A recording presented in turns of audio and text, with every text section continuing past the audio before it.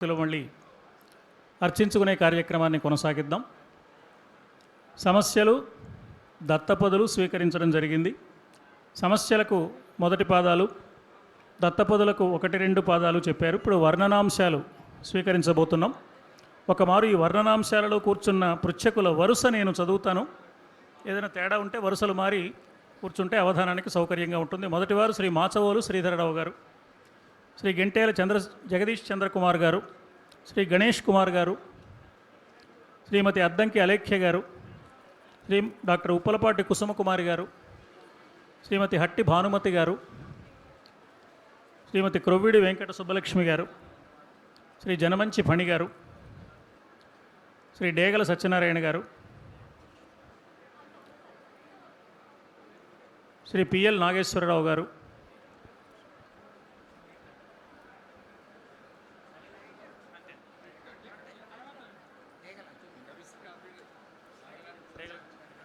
నాగేశ్వరరావు గారు,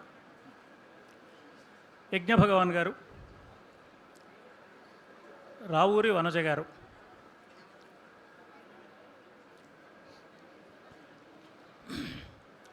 ఉదయం ప్రారంభ సభలో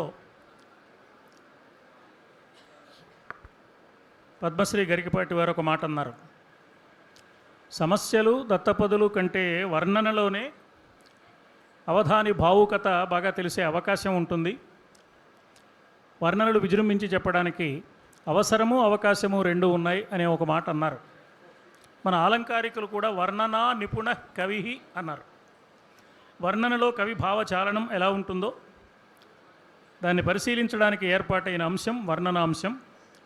ఈ వర్ణనాంశం పృచ్ఛకులు సిద్ధంగా ఉన్నారు. అవధాని గారు సంసిద్ధులై ఉన్నారు. ప్రారంభించుకుందాం. వర్ణనలు మొదటి వర్ణనాంశం పృచ్ఛకులు శ్రీ మాచవోలు శ్రీధరరావు గారు. ప్రారంభించండి.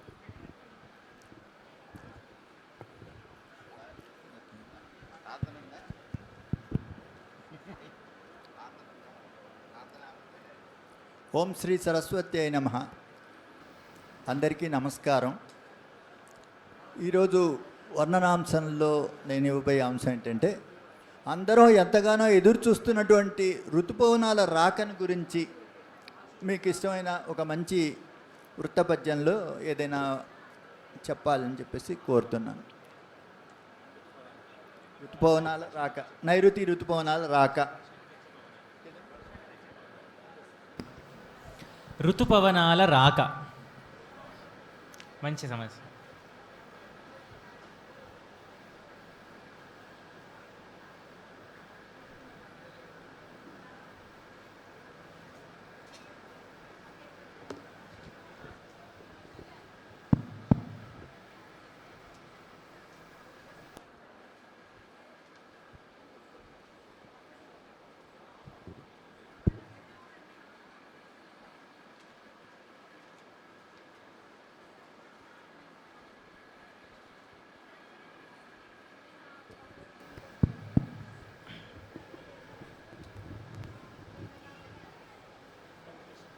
లేదు, స్వేచ్ఛావృత్తం.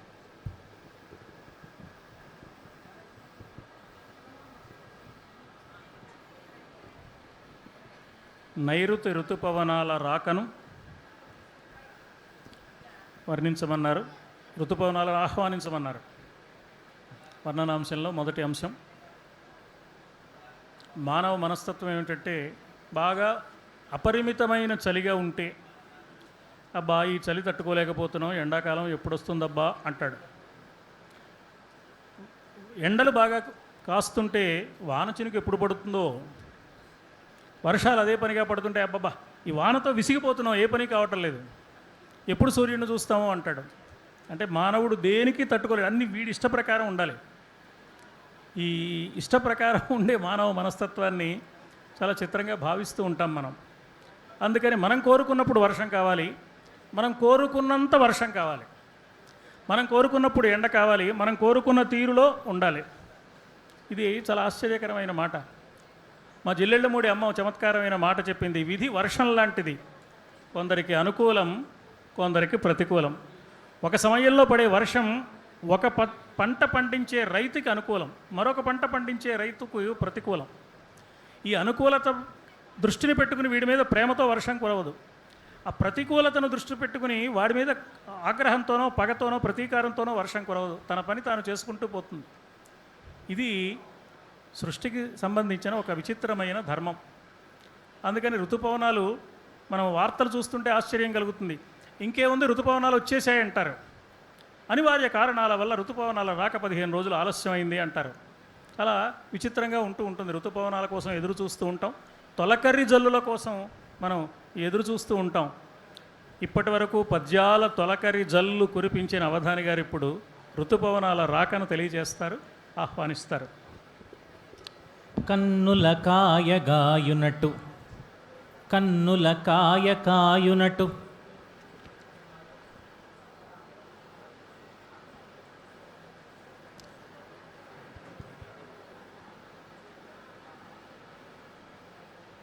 కంఠము శుష్కము కాగ చాతకం బెన్నుచు నిన్ను. కన్నుల కాయగాయునటు కంఠము శుష్కముగాగ చాతకం బెన్నుచు నిన్ను.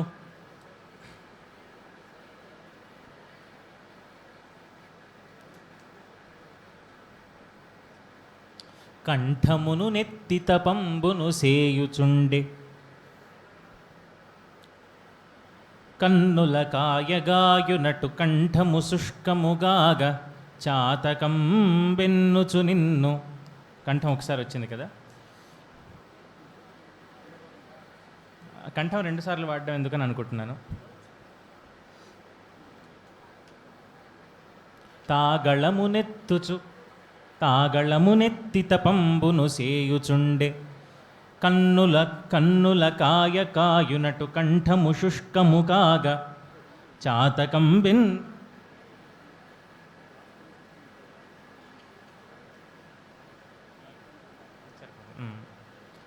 కన్నుల కాయ కాయునటు, కంఠము కాకుండా గాత్రము పెడదాం, శరీరం శుష్కమైనటట్టు. గాత్రము శుష్కము కాగ చాతకం బెన్నుచు నిన్ను. కంఠమును నెత్తి తపంబును జేయుచుండే. 2 పదాలు. ఎన్నుచు నిన్ను కంఠమును నెత్తి తపంబును చేయుచుండే.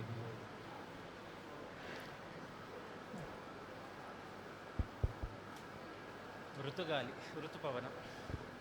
అయ్యా రాసుకున్నారా?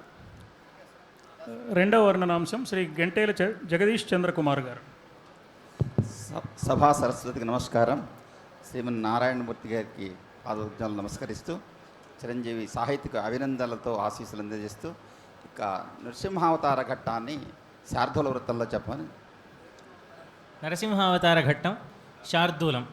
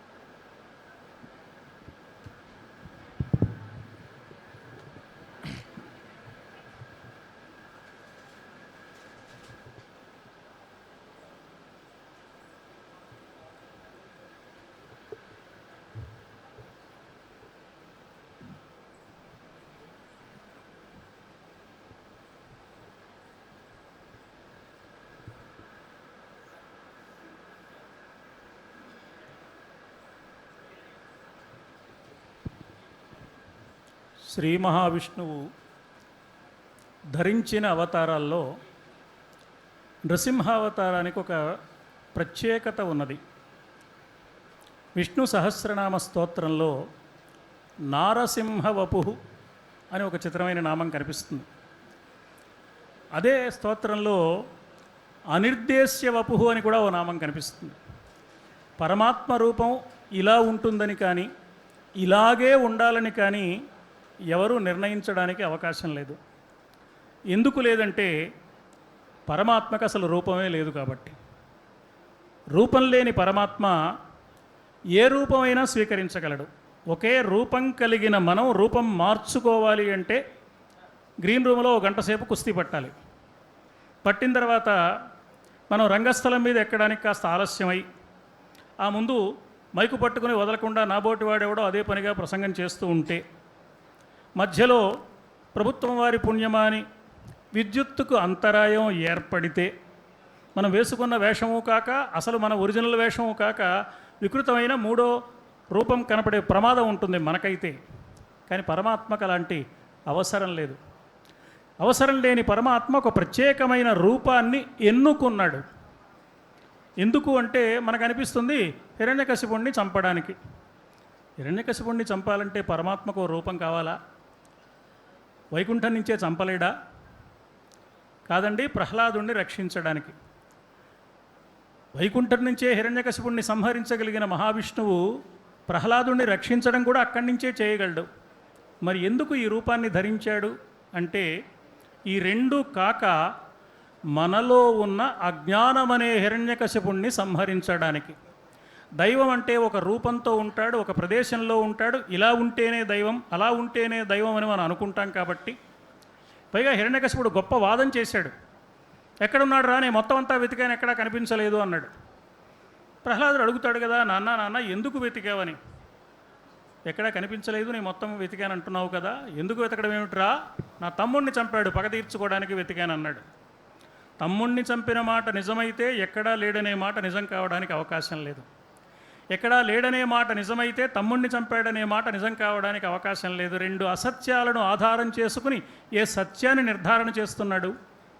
నాస్తిక వాదము ఎంత పలచనైన వాదమో, ఎంత విడ్డూరమైన వాదమో, ఎంత నిరర్ధకమైన వాదమో నిరూపించడానికి ప్రహ్లాద చరిత్ర పరమాద్భుతమైన ఉదాహరణంగా కనిపిస్తుంది మనకు భాగవతంలో. భగవంతుడు రూపంతో పని లేకుండా అన్నిటా అంతటా అన్ని వేళలా ఉన్నాడని, ఎప్పుడు ఏ రూపంతో కావలసి వస్తే ఆ రూపంతో వస్తాడని నిరూపించిన అవతారం నృసింహావతారం. ఇప్పుడు వర్ణనాంశం పద్యం రూపంలో రాబోతున్నాడు. న్యగ్రోధమ్మును బోలు స్తంభమును వ్రయ్యల్ చేయగన్ రాక్షసోదగ్రోరమ్మది వ్రయ్యలయ్యే. అద్భుతం. న్యగ్రోధమ్మును బోలు స్తంభమును వ్రయ్యల్ చేయగన్ రాక్షసోదగ్రోరమ్మది వ్రయ్యలయ్యే. కరుణార్ద్రస్వాంతుడున్ భీకరాత్యుగ్రాకారము. 3వ పదం తర్వాత శబ్దం, అక్కడ దాకా ఆపుదాం. భీకరా వరకు ఆపుదాం. పద్యం పరిగెత్తుతోంది 3వ పాదంలోకి, కానీ నియమం అక్కడ ఆగమన్నది, అందుకని ఆగారు అవధాని గారు.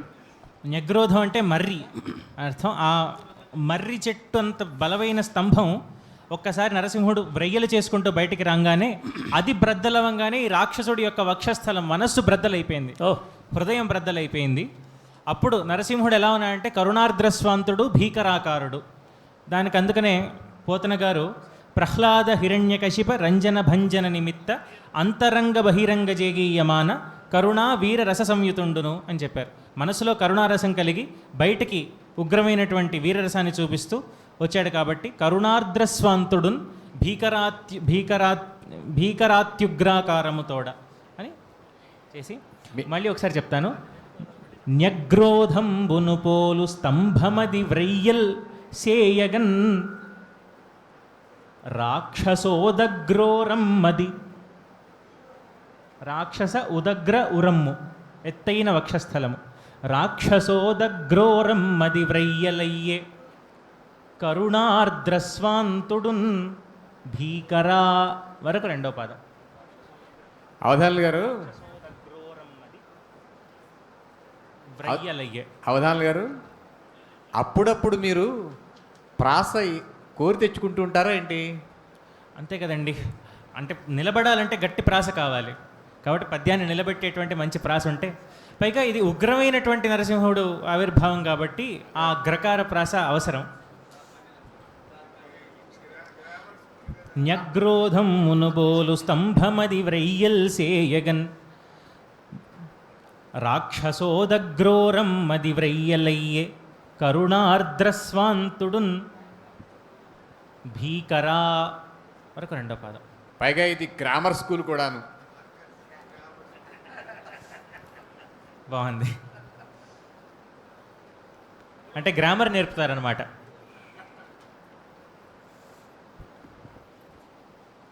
అద్భుతంగా నృసింహమూర్తి వస్తున్నాడు. శ్రీ గణేష్ కుమార్ గారు 3వ వర్ణాంశాన్ని అందిస్తారు.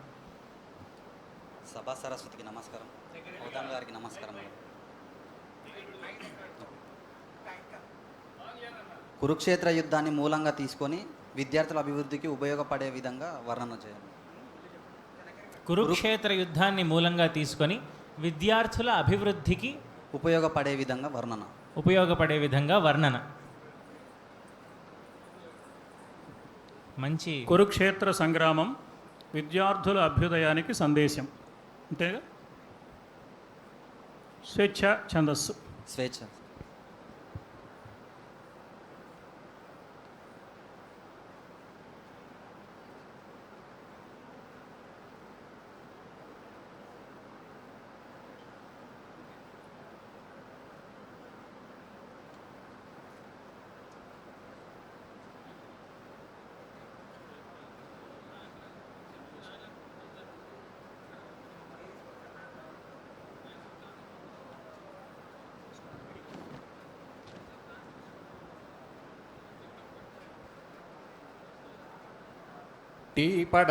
టీ పడకున్న రావు ప్రకటీకృత సుందర రాగభావనల్.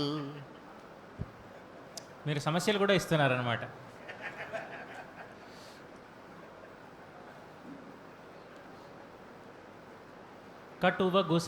కటువగు సంగరం బదియు కాదుకో జీవనము. కటువగు సంగరం బదియు కాదుకో జీవనము.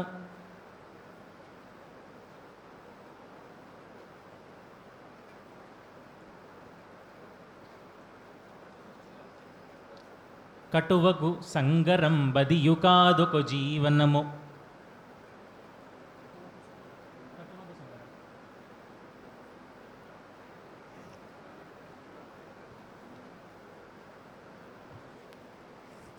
రాయబారిగా కృష్ణుడు వచ్చినప్పుడు ఒక చిత్రమైన మాట కూడా అన్నాడు. సరే 5 ఊళ్ళు కూడా ఇవ్వనంటున్నావు, బాగానే ఉంది దుర్యోధన. పోనీ ఓ పని చేద్దాం, అనవసరంగా చాలామంది చచ్చిపోవడం దేనికి యుద్ధంలో? మీ పక్షాన ఒకరిని పంపించండి, పాండవుల పక్షాన ఒకళ్ళు వస్తారు, వాళ్ళిద్దరు యుద్ధం చేస్తారు, ఒక్కరితో సరిపోతుంది. ఎవరు గెలిస్తే వారు గెలిచినట్టుగా, ఆ పక్షం వారు గెలిచినట్లుగా నిర్ణయం చేద్దాం. రిత్త జనక్షయమేలా అని కూడా చెప్పాడు. అంటే కృష్ణుడు సంధి చెయ్యడం కోసం మాత్రమే రాలేదు, జనక్షయాన్ని నివారించడం కోసం కూడా వచ్చాడు అన్నట్లు కనపడుతుంది. నిజంగా జనక్షయం నివారించడానికే వచ్చాడా, భూభారాన్ని తొలగించడానికి వచ్చాడా? అది ఆశ్చర్యకరమైన విధానం. కృష్ణుడి వ్యవహారం తొందరగా అంత తేలికగా అర్థమయ్యేది కాదు. కృష్ణుడు విదురుడి దగ్గరికి వచ్చాడు, రాయబారానికి వచ్చి వాళ్ళ ఇంట్లో దిగాడు. విదురుడు అన్నాడు, నువ్వు ఈ రాయబారానికి రావడం నాకు బొత్తిగా నచ్చలేదు అన్నాడు. కృష్ణుడేమీ సమాధానం చెప్పకుండా ఊరుకోలేదు. ఇది జరుగుతుందని నేను మాత్రం అనుకున్నాను గనుకన కౌరవులు ఎంత దుర్మార్గులో లోకానికి తెలియచేయడం కోసం మాత్రమే వచ్చాను అన్నాడు. అంటే కృష్ణుడు యుద్ధం కోరుతున్నాడా, సంధి కోరుతున్నాడా, ఏం కోరుతున్నాడు అంటే దుర్మార్గులైన వారి మనస్సులో వస్తే పరివర్తన రావాలి, జరిగితే సంస్కరణ జరగాలి, సంస్కరించడం సాధ్యం కాకపోతే సంహరించి తీరాలి. సంస్కారం సాధ్యం కానప్పుడు సంహారమే మార్గం. ఎందువల్లంటే దుందుడుకు పిల్లవాడిని అదుపు చేస్తే కానీ సాత్వికంగా ఉండే పిల్లవాడికి రక్షణ కల్పించడం సాధ్యం కాదు. కాబట్టి శిక్షణ కూడా రక్షణలో భాగమే. అందుకోసం కురుక్షేత్రం వచ్చింది అనిపిస్తుంది మహాభారతాన్ని చూసినప్పుడు. అందువల్ల కురుక్షేత్ర సంగ్రామం చాలా ఆశ్చర్యకరమైన సంగ్రామం, అద్భుతమైన సంగ్రామం. ఆ సంగ్రామంలో ఎన్నో విశేషాలు ఉన్నాయి. విద్యార్థులు ఈ సంగ్రామం చూచి సంగ్రామాన్ని గురించి విని ఏమి నేర్చుకోవాలి అంటున్నారు గణేష్ కుమార్ గారు.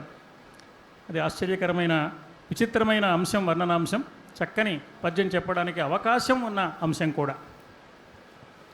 కటువకు సంగరంబదియు కాదుకొ జీవనము అందు దుష్టమొక్కట శుభమొక్కటంగలదు అందు దుష్టమొక్కట శుభమొక్కటంగలదు.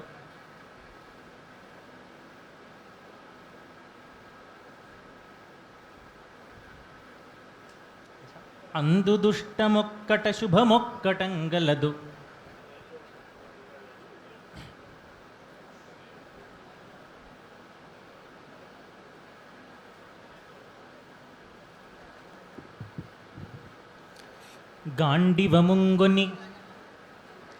గాండివముంగొని నీవు పోరగా. రెండవ పాదం. కటువగు సంగరంబదియు కాదుకొ జీవనము అందు దుష్టమొక్కట శుభమొక్కటంగలదు గాండివముంగొని నీవు పోరగా.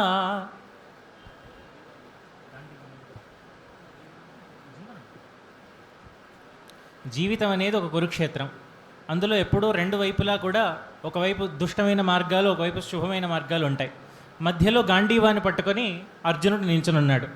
ఇప్పుడు నిర్ణయించుకోవాలి, దేనితో యుద్ధం చేసి యుద్ధాన్ని అసలు కొనసాగిస్తాడా, యుద్ధాన్ని విరమిస్తాడా, లేకపోతే జీవనంలో ఉన్నటువంటి ఈ గాంధీవి అతడు దుష్ట మార్గాన్ని ఎంచుకుంటాడా, సరైన మార్గాన్ని ఎంచుకుంటాడా అనేది నిర్ణయించుకోవాలి. కాబట్టి ఆ భగవద్గీత సన్నివేశం అత్యంత ఉపయోగకరమైనది కాబట్టి దాన్ని తీసుకొని వర్ణిస్తున్నాను.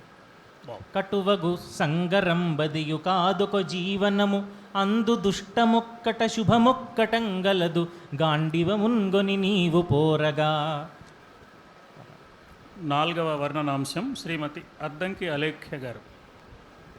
సభా సరస్వతికి నమస్కారాలు, అవధాన్ గారికి నమస్కారాలు.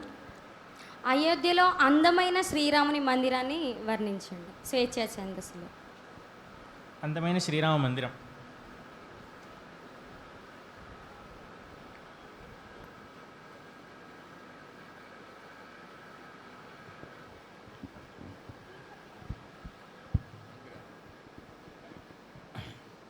అవధాని గారు, ముద్దుగారే యశోదకు ముంగిట ముత్యము వీడు అన్నారు కదా. కూలేదు. ఆ, యశోద ముంగిట ముత్యము, ఆ. వీడు ముద్దుగారేవాడు. మరి ముద్దుగారే యశోద కదా. అంటే అది నందుడిని అడగాలి.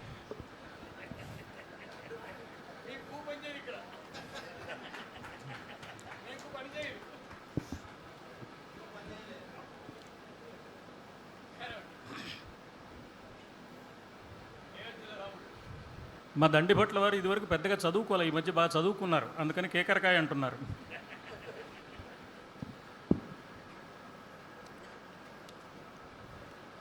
మందిరం మా కాదు మా కలల భవంతి. మధ్యాకర. మందిరం మా కాదు మా కలల భవంతి. మా కలల భవంతి.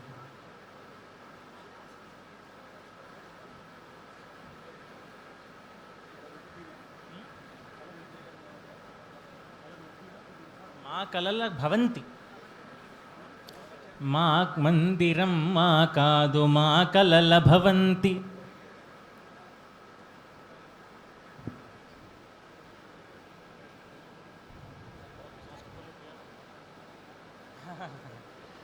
తెలుగులో భవంతి, సంస్కృత భవంతి కాదు.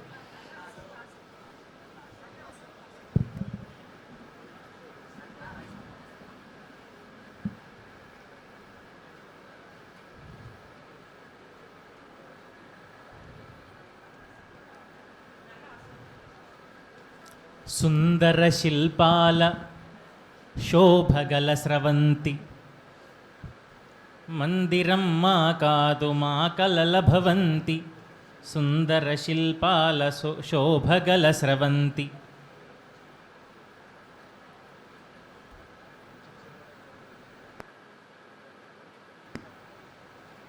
శోభలకు స్రవంతి. సుందర శిల్పాల శోభలకు స్రవంతి. మందిరం మా కాదు మా కలల భవంతి. సుందర శిల్పాల శోభలకు స్రవంతి. ఇక్కడ కూ కావాల్సి వచ్చిందా?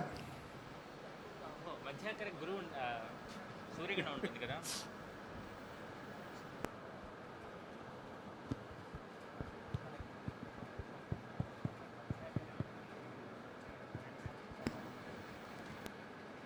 ఇది ఒక క్రొత్త చందము.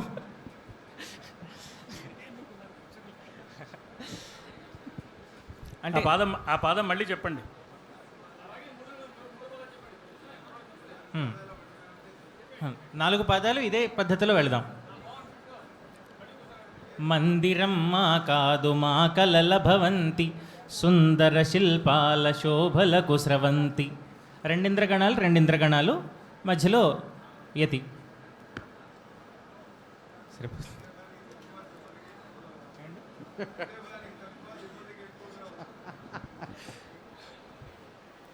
డాక్టర్ ఉప్పలపాటి కుసుమకుమారి గారు.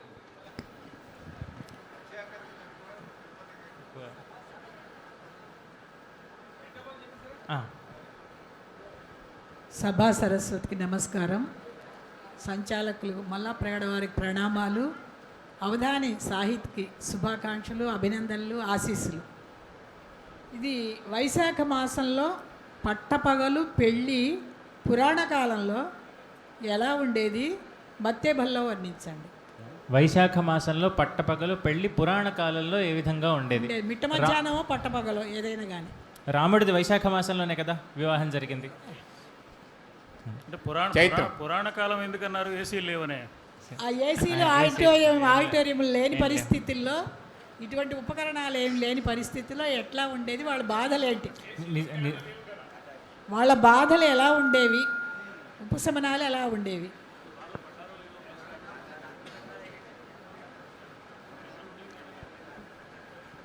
నిజం చెప్పాలంటే ఇప్పుడు చెట్లన్నీ కొట్టేస్తున్నాం కాబట్టి ఒకసారి అది చూసి బాధతో ఒక పద్యం రాశాను. చల్లని నీదు నీడను ప్రశాంతముగా నిదురించి లేచి, తా పుల్లని తీయనైన ఫలముల్ భుజించిన ఎట్టి లోకమే, మెల్లగ నీదు పర్ణములు మేదిని రాలగజూచి, గడ్డుగొడ్డళ్లను పెట్టి కొట్టెనకట, జగమెంత కృతఘ్నమో కదా. కాబట్టి అప్పుడు చాలా మంచి వృక్షాలు ఉండేవి కాబట్టి ఆ భావనతో తీద్దాం.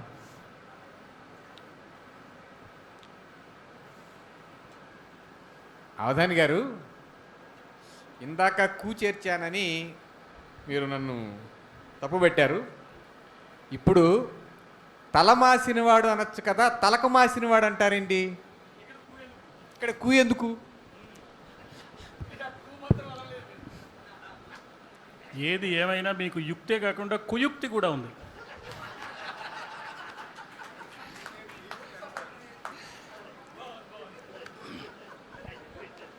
మొక్కల్ని గురించి చెప్పారు కదా. ఇప్పుడు మా కళాశాల పక్షాన ఎన్ఎస్ఎస్ టీము ఒక పక్కనున్న గ్రామానికి మొక్కలు నాటడానికి వెళ్ళాం మేము విద్యార్థులతో కలిసి. విద్యార్థి కార్యకర్తలు వచ్చారు, వాలంటీర్స్.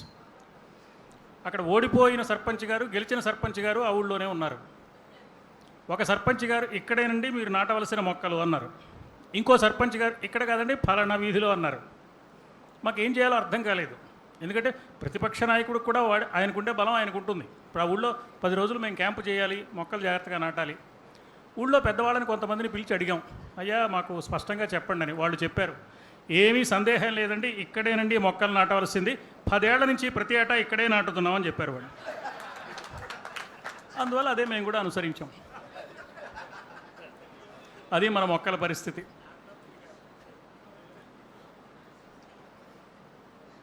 వైశాఖ మాసంలో పెళ్ళైతే, ఏసీ లేని కళ్యాణ మండపం అయితే ఎలా ఉంటుంది?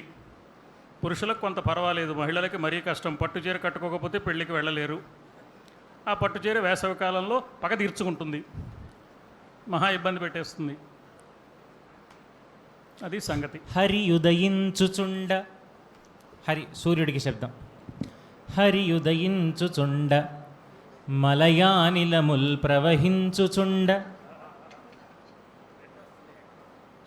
హరి ఉదయించుచుండ మలయానిలముల్ ప్రవహించుచుండ,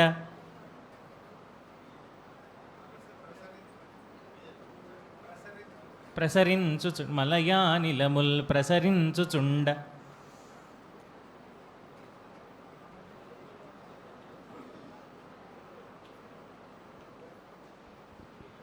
నిజంగా సూర్యోదయం అయినట్లు మలయాళం మనందరి మీద ప్రసరిస్తున్నట్లు అనిపించే విధంగా ఉంది. ఆ రచన అలాగే ఉంది, ఆ పద్యాన్ని అందించే విధానం కూడా అలాగే ఉంది.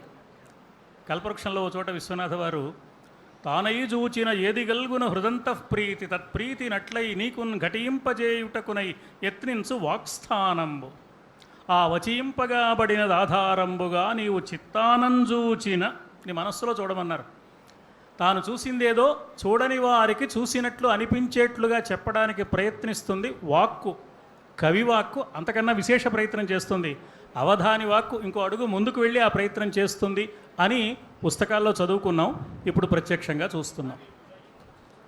హరియుదయించుచుండ మలయానిలముల్ ప్రసరించుచుండ కోకరవముమ్రోయుచుండ కోకరవము కోకిలారవములు కోకరవముమ్రోయుచుండ.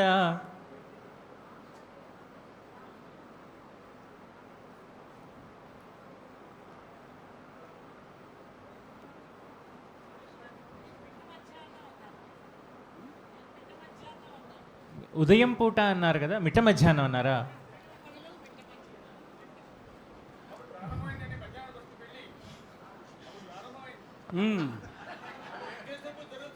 అయినా మధ్యాహ్నం పెళ్ళికి వెళ్ళాలంటే ఇంటి దగ్గర ఉదయాన్నే బయలుదేరాలిగా. కొనసాగించండి, పర్వాలేదు. ఎందుకంటే మధ్యాహ్నం బయలుదేరి వెళ్ళామనుకోండి, ఉదయం బ్రేక్ఫాస్ట్ మిస్ అయిపోతాం, కేవలం లంచ్గా అటెండ్ అవుతాం. ఉదయం వెళ్తే బ్రేక్ఫాస్ట్ కూడా చేసేయచ్చు. అందుకని మా అవధాని గారు చెప్పిన పెళ్లివారు ఏం చేశారంటే ఉదయాన్నే బయలుదేరారు హరి ఉదయిస్తుండగా. అందువల్ల మీరు బ్రేక్ఫాస్ట్ మిస్ అయ్యే పద్ధతి చేయకండి, కొనసాగించనివ్వండి.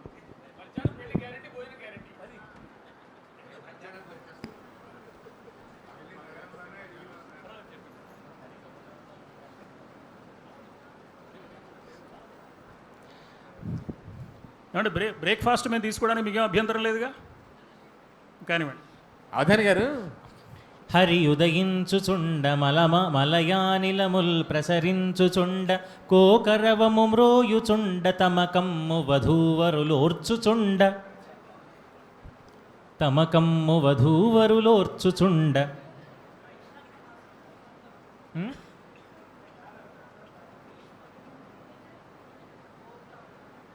వైశాఖం, చైత్రం వైశాఖం ఇందులోకి వసంతంలోకే వస్తాయి.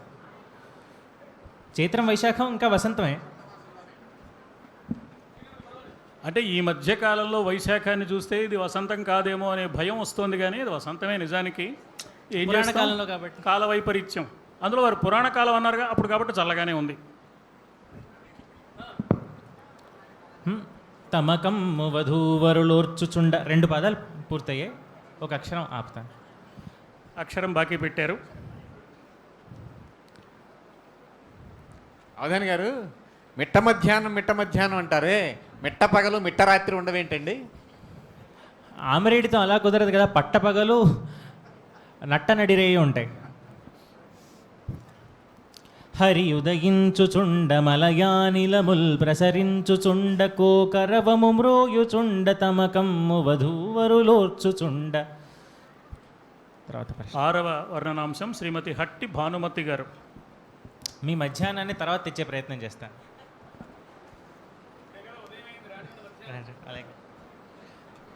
సభా సరస్వతికి నమస్కారం, సంచాలకుల వారికి నమస్కారం, అవధాని గారికి ఆశీస్సులు, అభినందనలు. మరి దాని పేరు దూరశ్రవణ యంత్రమే, కానీ మరీ దూరంగా పెట్టకండి. సో ఇప్పుడు ప్రస్తుతం ఉదయం మధ్యాహ్నం పెళ్లి వరకు అయిపోయింది మనకు. ఇక సూర్యాస్తమయం చూద్దాం అనుకుంటున్నాను. సూర్యాస్తమయ వర్ణన స్వేచ్ఛా వృత్తములో. స్వేచ్ఛా వృత్తం అని ఎందుకు అడిగానంటే, నేనేదో ఉత్పలమాలలో రాసుకున్నాను, మీరు విశేష ఛందాల్లో చెప్తారేమోనని ఆశ. ఏదైనా పర్వాలేదు, మీ ఇష్టం వచ్చిన వృత్తంలో చెప్పండి అనడం పైకి చాలా ఉదారంగా ఉన్నట్టు ఉంటుంది, పైకి. కానీ వృత్తం ఏదో ఇచ్చేస్తే ఆలోచనతో పాటు ఆ వృత్తం ప్రకారం లోపల భావం కూడా నడిచిపోతుంది. ఇప్పుడు ముందు వృత్తం ఏం చెబుదాం అనే ఆలోచన కొంతసేపు నడుస్తుంది. అంటే అవధాని గారికి 2 పరీక్షలు పెట్టడం అన్నమాట ఇది. హట్టి భానుమతి గారే కదా, హట్టే కదా, గట్టేమో అనుకున్నా అందుకని.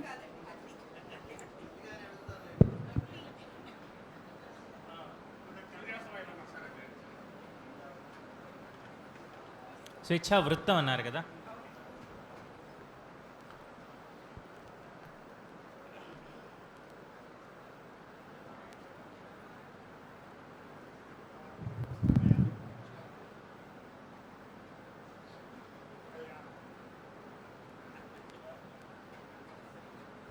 అవధాని గారు, తాళధ్వనులు అంటే తాటాకు చప్పుళ్ళేనా? హ్మ్? తాళధ్వనులు అంటే తాటాకు చప్పుళ్ళేనా? అవును. కరతాళ ధ్వనులు అందుకనే వాటికి విని మోసపోకండి అంటారు. సరే, కరతాళ ధ్వనులు అంటే చేత్తో చేసే తాటాకు చప్పుళ్ళా? అంతేనండి, అందుకనే వాటికి మోసపోవద్దు అంటారు. తాటాకు చప్పుళ్ళు ఎప్పుడూ ఉండవని చెప్పి. మీరు ఏమనుకోనంటే చప్పట్లకు ఓ రహస్యం ఉందండి. మేమేదో మాలాంటి వాళ్ళము ఏదో ప్రవచనం చేసామని, ఏదో ఉపన్యాసం చెప్పామో, ఏదో ఉపదేశాలు నీతులు చెప్పామని అనుకుంటాం. మొత్తం ఉన్న 1000 మందో 2000 మందో టపటపటప చప్పట్లు కొట్టేసి వెళ్ళిపోతారు. మాకు పెద్ద ఆయన చెప్పారు, నువ్వు మురిసిపోతున్నావా, వాళ్ళు చెప్పింది ఏమిటో తెలుసా, నువ్వు చెప్పిన ఉపదేశాలు ఏవి ఇంటికి తీసుకుపోవటం లేదు, ఇక్కడే దులిపేసుకుంటున్నాం, చప్పట్లు కొట్టడం, చేతులు దులిపేసుకుని వెళ్తున్నాం అని చెప్తున్నారు. అది చప్పట్ల రహస్యం నాయన. దండిపట్ల వారు జాగ్రత్తగా ఉండి, చప్పట్లు మోగాయని మురిసిపోవద్దు. మీరు ప్రసంగాలు చేస్తున్నారు ఈ మధ్య. కలలుదయింపగన్ కలలుదయింపగన్ కమలకాంతుడు పశ్చిమమందు గృంకె.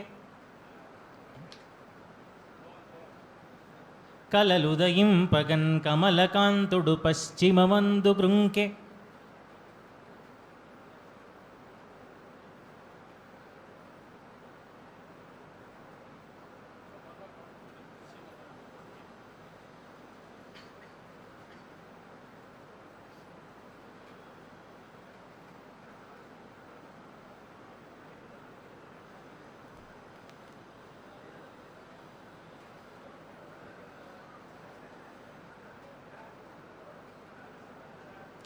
కలలుదయింపగన్ కమలకాంతుడు పశ్చిమమందు గృంకె.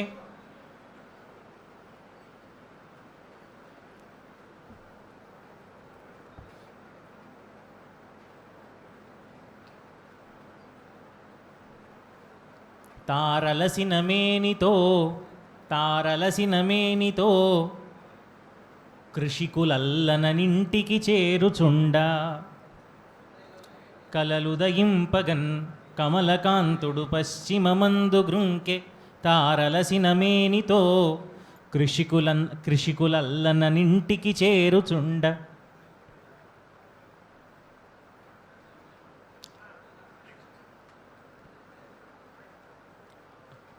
సూర్యాస్తమయం సమయంలో ఒక పక్క అలసిన ఉదయం అంతా పనిచేసి అలసిన శరీరంతో రైతులు ఇంటికి వస్తున్నారు.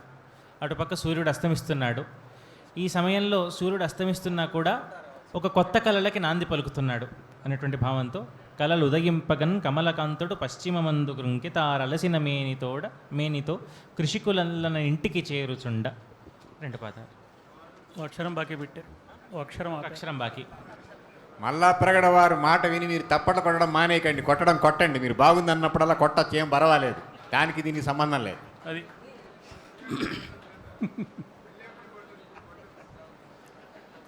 శ్రీమతి క్రొవ్విడి వెంకట సుబ్బలక్ష్మి గారు.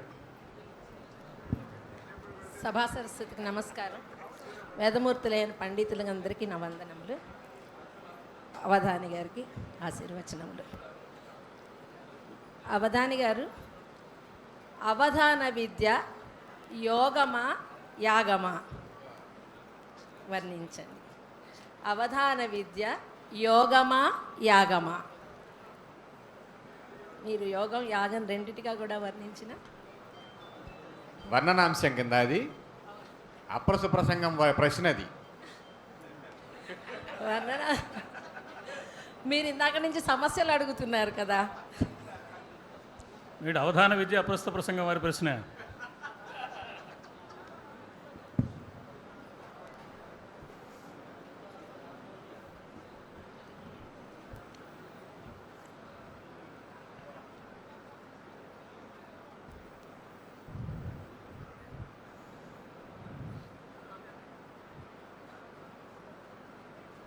చందం మత్త కోకిల. మత్త కోకిల. ఆహా. ఇక్కడ ఉన్మత్త కోకిల కూడా ఉంది. ఉన్మత్త కోకిల కూడా ఉంది ఒకటి. ఇక్కడ ఒక అప్రమత్త కోకిల ఉంది. ఏ ఉన్న ఇంటి పేరు అయి ఉంటుందిలేండి. ఉన్న ఇంటి పేరు అయి ఉంటుంది. పాప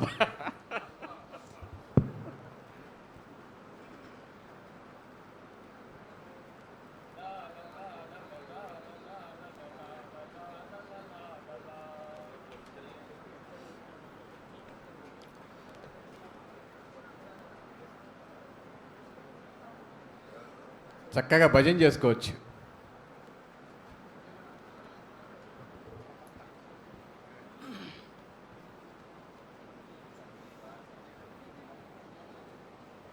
అవధాన విద్య యోగమా యాగమా?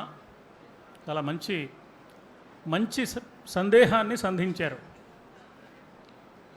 అవధానం ఒక విద్యయోని తలపన్ ఆశ్చర్యమా ప్రజ్ఞయే అని ఒక సందర్భంలో గరికపాటి వారికి ఓ సమస్య ఇవ్వడం జరిగింది. వారు చిన్న విరుపు చేసి అవధానం ఒక విద్యయే, అవధానం ఒక విద్యయౌనే అంటే అవధానం ఒక విద్యయౌనే ఆశ్చర్యము ఆ ప్రజ్ఞయే అని పూరించారు. అవధానం ఒక విద్యయౌనే ఆశ్చర్యమా ప్రజ్ఞయే అని పృచ్ఛకుడిస్తే వారు ఏం చేశారంటే అవధానం ఒక విద్యయౌనే చాలా విద్యలు కలిస్తే కానీ అవధానం కుదరదు. ఛందస్సు తెలియాలి, వ్యాకరణం తెలియాలి, కవిత్వం తెలియాలి, సందర్భశుద్ధి తెలియాలి, ఏ సన్నివేశం ఏ ఛందస్సులోకి ఇముడుతుందో తెలియాలి, యతిప్రాసలు జాగ్రత్తగా చూసుకోవాలి. ఇన్ని వ్యవహారాలు ఉన్నాయి. అడిగిన అంశం మీద అవగాహన ఉండాలి. అవధానికి సిలబస్ అంటూ లేదు. ఏమైనా అడగచ్చు. రాజకీయాలు అడుగుతారు, క్రికెట్ అడుగుతారు, సినిమాలు అడుగుతారు, ఆధ్యాత్మికం అడుగుతారు, పురాణం, నైతికం. అడిగేవాడికి చెప్పేవాడు లోకు అని కదా. మరి అది ఎందుకు వచ్చిందో తెలియదు కానీ పృచ్ఛకులు మాత్రం ఏమైనా అడగచ్చు. ఆశ్చర్యం. కానీ అవధాని ఏదైనా చెప్పడానికి వీల్లేదు. వారు అడిగింది మాత్రమే చెప్పాలి. ఇది సాధారణమైన కష్టం కాదు. పైకి చిరునవ్వులు చిందిస్తూ అవధాని మాట్లాడుతూ ఉంటారు కానీ లోపల ఎంత సెగ రగిలితే అవధాన పద్యం బయటకు వస్తుందో అవధానులైన వారికి మాత్రమే అనుభవానికి వచ్చే విషయం. మనం అనుకుంటాం తేలిగ్గా హాయిగా కూర్చుని ఆయన పద్యాలు చెప్పేస్తున్నాడు అని. ఒక పద్యం చెప్పాలంటే అందులోనూ తాను అనుకున్న అంశం తాను అనుకున్న వృత్తం కాకుండా ఎవరో ఇచ్చిన అంశం ఎవరో ఇచ్చిన వృత్తం అది ఇంటి దగ్గర రాసుకొచ్చి రేపు చెప్తానండి అంటే కుదరదే, అప్పటికప్పుడు చెప్పాలి. అది చాలా ఆశ్చర్యకరమైన ప్రజ్ఞ, నిజంగా అసాధారణమైన ప్రజ్ఞ. ఎంతో యోగం ఉంటే కానీ ఎన్నో యాగాలు చేస్తే కానీ ఈ విద్య అందరికీ పట్టుబడేది కాదు. అందువల్లే అవధానులు కొద్దిమందే ఉంటారు. అందరూ అవధానులు కాదు. అందరూ పృచ్ఛకులుగా ఉండొచ్చు, సంచాలకులుగా ఉండొచ్చు. అవధానిగా అందరూ ఉండలేరు. కొద్దిమంది మాత్రమే ఉండగలరు. యోగమౌ గదమౌనమందుననుద్భవింపగ పద్యముల్, యోగమౌ గదమౌనమందుననుద్భవింపగ పద్యముల్, యాగమౌ హృదయాగ్నిలో యాగమౌ హృదయాగ్నియందుననక్షరాలయజింపగన్. అక్షరాల్ని హృదయాగ్నిలో యజ్ఞం చేసినట్టు దాన్ని హవిస్సుగా అర్పిస్తే అవధానం అవుతుంది. మళ్ళీ చెప్పండి. యోగమౌ గదమౌనమందుననుద్భవింపగ పద్యముల్, యాగమౌ హృదయాగ్నియందుననక్షరాలయజింపగన్. 2 పాదాలు. అక్షరాలయజింపగన్. 8వ యోగమౌ గదమౌనమందుననుద్భవింపగ పద్యముల్, యాగమౌ హృదయాగ్నియందుననక్షరాలయజింపగన్. ఎందుకు మౌనంలో పద్యాలు ఉద్భవించడం అంటే ఇక్కడ ఇన్ని పద్యాలు చెప్తున్నా కూడా మనస్సు శాంతంగా మౌనంగానే ఉండాలి. లేకపోతే పద్యాలు పుట్టడం చాలా కష్టం అవుతుంది. కాబట్టి ధారణ చేయడానికి వీలుగా మనస్సు మౌనంగా పెట్టుకొని అందులో పద్యాలు ఉద్భవిస్తున్నాయి కాబట్టి ఆ మౌనమే యోగం. కాబట్టి తదా ద్రష్టు స్వరూపే అవస్థానం ఇవన్నీ చెప్పారు. కాబట్టి అక్కడ ఇంకా మౌనం ఉంటుంది. చిత్తవృత్తి నిరోధ, చిత్తవృత్తులని నిరోధం చేసుకొని కూర్చుంటే అప్పుడు ఏకాగ్రత కుదురుతుంది, అవధానం అవుతుంది. అదే కాకుండా ఇది యాగం ఎలా అంటే హృదయం అనేటువంటి అగ్ని లోపల అక్షరాలను యాగం చేసి కవిత్వాన్ని పుట్టిస్తారు. కాబట్టి 2 విషయాలు. చాలా చాలా అద్భుతమైన పూరణ, లోతైన భావన. మౌనంలో పద్యాలు పుడుతున్నాయన్నారు. ఇదేంటి మౌనం ఏమిటి, పద్యాలు పుట్టడం ఏమిటి? మౌనం అంటే మాట్లాడకుండా ఉండడం కాదు.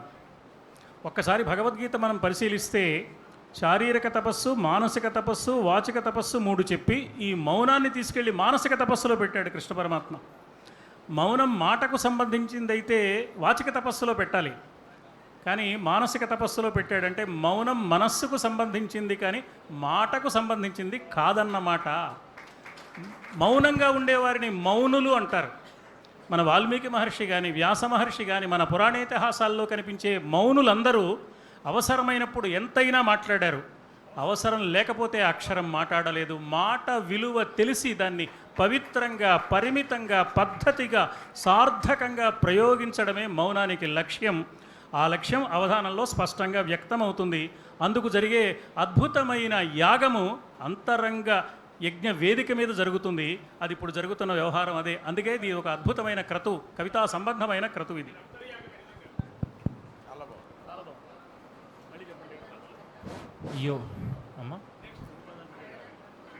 యోగమౌగదమౌనమందుననుద్భవింపగ పద్యముల్ యాగమౌ హృదయాగ్నియందున నక్షరాలయ జింపగన్.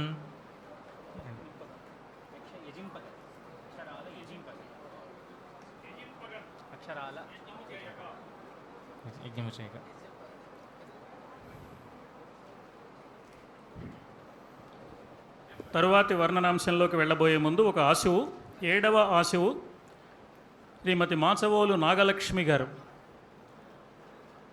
మాచవోలు నాగలక్ష్మి గారు మైక్ ఇవ్వండి వారికి. పెద్దలందరికీ నమస్తులండి. మీరు IIIT చేస్తున్నారు కదా? ఐఐటి అండి, పూర్తి అయిపోయింది. ఐఐటి ఓకే, చేసేసారు, అయిపోయింది కదా. ఈ అవధాన విద్య మీకు ఆ సాంకేతిక విద్యలో ఎలా సహాయపడింది? ఆసుగా చెప్పండి, మీ ఇష్టం. అవధాన విద్య సాంకేతిక విద్యాభ్యాసానికి ఎలా సహకరించింది? ఎలా సహకరించింది అనండి. ధన్యవాదాలు.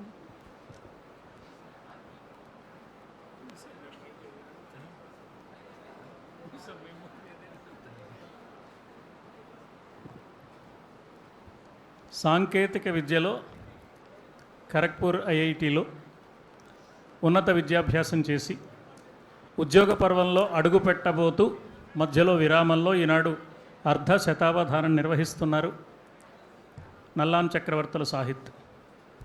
మరి మీరు చదువుకున్నది సాంకేతిక విద్య కదా, అది మీ వృత్తికి సంబంధించింది, ఉద్యోగానికి సంబంధించి, ఇది ప్రవృత్తికి సంబంధించింది ఈ అవధాన విద్య.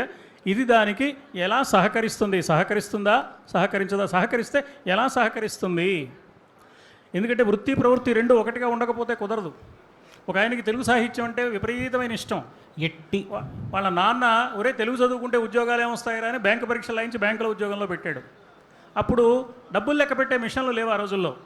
మనవాడు లెక్క పెడుతున్నాడు, 10,000 ఇవ్వాలి, 3,000 వచ్చేప్పటికి మనుచరిత్ర పద్యం గుర్తొచ్చింది, లెక్కపోయింది. మళ్ళీ మొదలుపెట్టాడు, 4,000 వచ్చేప్పటికి నైషధం పద్యం గుర్తుకొచ్చింది, లెక్కపోయింది. అక్కడ క్యూ పెరిగిపోతుంది. పాపం వాళ్ళు అనుకుంటున్నారు ఈయన క్యాషియరే కానీ మనం ఎంతసేపు నుంచున్నా క్యాష్ ఇయ్యరు. వృత్తి ప్రవృత్తి కలవకపోతే అది ఇబ్బంది. పూర్వం దాన్ని గుణకర్మ విభాగశః అన్నారు, ఇవాళ యాప్టిట్యూడ్ అంటున్నారు. భిన్న మార్గాలు, సాంకేతిక మార్గం భిన్నం, అవధానం భిన్నం అన్నట్లు పైకి కనిపిస్తుంది. ఈ భిన్నత్వంలో ఏకత్వాన్ని దర్శించిన వ్యక్తి మాత్రమే రెండింటిలోనూ అఖండ విజయాన్ని సాధిస్తారు. ఎవరండి ఆ వ్యక్తి? ఎక్కడున్నారు? ఇదిగో మన పక్కనే ఉన్నారు. ఎట్టి సమస్యలేనియు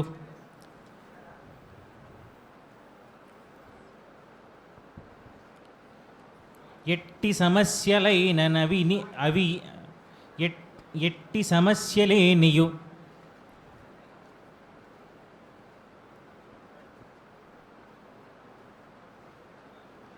ఎట్టి సమస్యలేని కాదు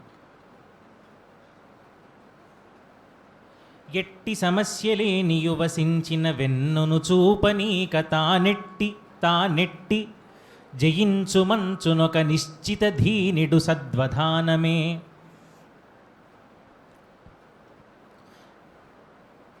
గట్టి నిషేధముల్ కలిగి కట్టిన వేళలగూడ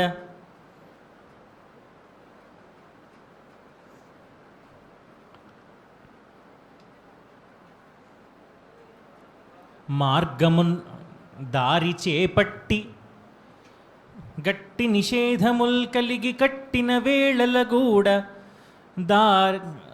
దారి చేపట్టి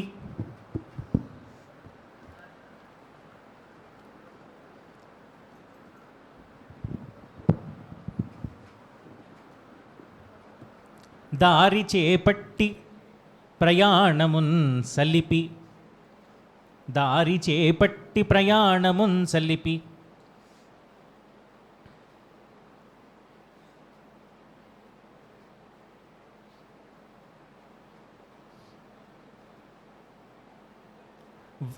దారి చేపట్టి ప్రయాణమున్ సలిపి వర్ధిల నేర్పును సద్వధానమే. ఈ విధంగా ఒక మనస్థైర్యాన్ని నాకు నా చదువులో అందించినటువంటిది అవధాన విద్య అని చెప్పి, ఎటువంటి సమస్యలు వచ్చినా ఎటువంటి నిషేధాలు ఏర్పడినా కూడా వేరే దారులు తీసుకొని ఎట్టి సమస్య వచ్చినా ప్రతిదానికి ఒక పరిష్కారం ఉన్నదన్న విషయాన్ని తెలిపి 13 సమస్యలు ఈరోజు వచ్చాయి. ప్రతిరోజు ఒక సమస్య వస్తూ ఉంటుంది జీవితంలో.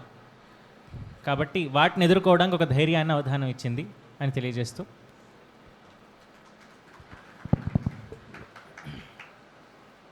తరువాత 8వ వర్ణనాంశంలో అడుగు పెడదాం. శ్రీ జనమంచి ఫణి గారు వర్ణనాంశాన్ని ఇస్తారు. అవధాన సరస్వతికి, సంచాలకుల వారికి, అవధానికి నమస్కారాలు. మనం ఖగోళ కాలభ్రమణంలో హిందూ కాలమానంలో అధిక మాసంలోకి ప్రవేశించాం. దాన్నే మనం పురుషోత్తమ మాసం అని కూడా అంటుంటాం. అధిక జ్యేష్ఠంలో ఉన్నాం కదా మనం ఇప్పుడు. అధిక జ్యేష్ఠంలో ప్రారంభమైనటువంటి ఈ మీ తొలి అర్ధశతావధానం సందర్భంగా పురుషోత్తమ మాస ప్రాధాన్యతను, వైశిష్ట్యాన్ని ఏదైనా వృత్తపద్యంలో వర్ణించండి.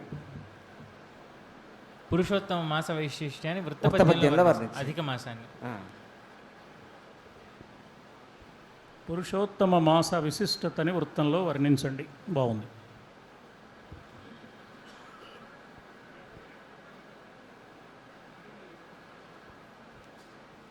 కరువులో అధిక మాసం అంటారు, కానీ అవధానంలో అలా కూడా మొదలు పెడదాం అనుకున్నాను. అవధానంలో కూడా అధిక మాసం వచ్చింది. నేను అలా మొదలు పెడదాం అనుకున్నాను, మీరు చెప్పేశారు.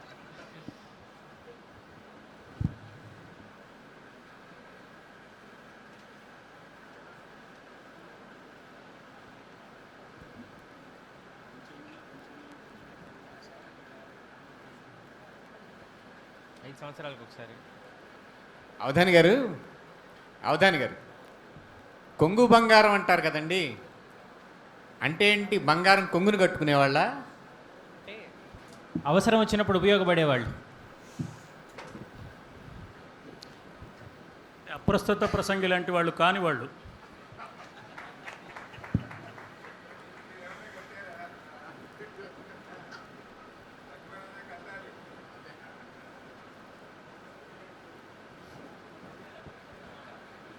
మా ఆవిడ మాత్రం ఈ బంగారాన్ని కొంగును కట్టుకుంది.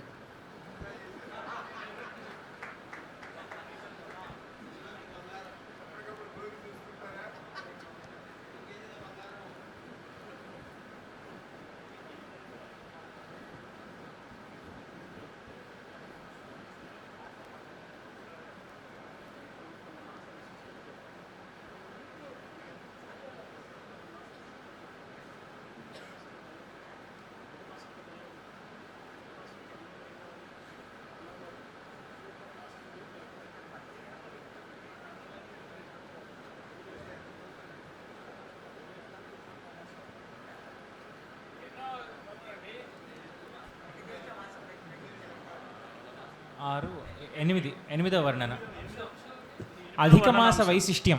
8వ వర్ణనాంశం. 8వ వర్ణనాంశం పురుషోత్తమ మాసాన్ని గురించా అధిక మాసాన్ని గురించా? అధిక మాసం సంగతి ఏమిటి? అది నాకు పెళ్ళయిన తర్వాత అధిక ఆషాఢ మాసం వచ్చింది, నేనేం చెప్పుకోను.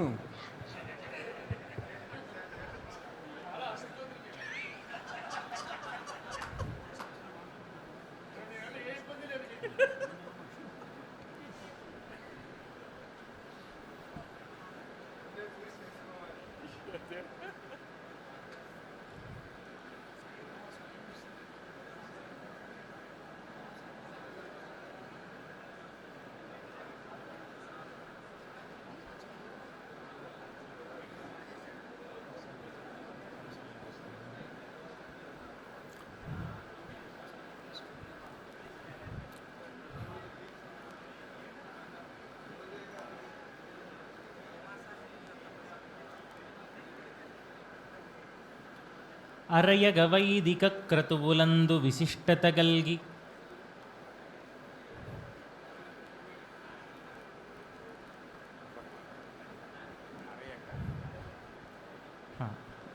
ఆలోచిస్తున్నాను. అరయగ వైదిక క్రతువులందు విశిష్టత గల్గి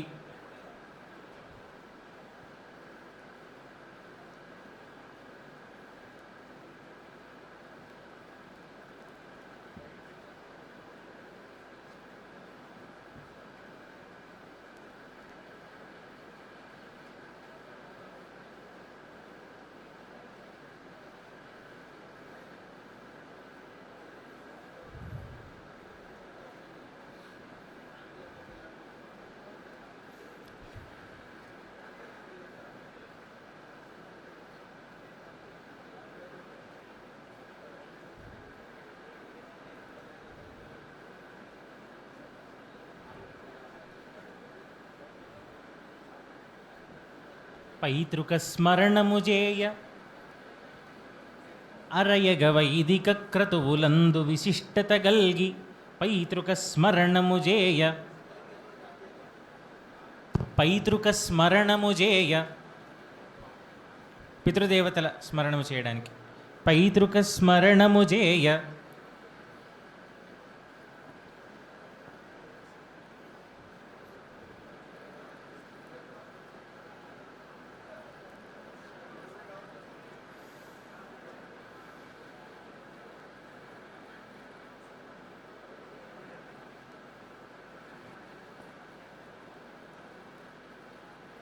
పైతృక స్మరణము చేయగాగలుగు సత్సమయంబు నొసంగి పైతృక స్మరణము చేయగాగలుగు సత్సమయంబు నొసంగి అరయగ వైదిక క్రతువులందు విశిష్టత గల్గి పైతృక స్మరణము చేయగా పైతృక స్మరణము చేయగలుగు పైతృక స్మరణము చేయగాగలుగు సత్సమయంబును సంగి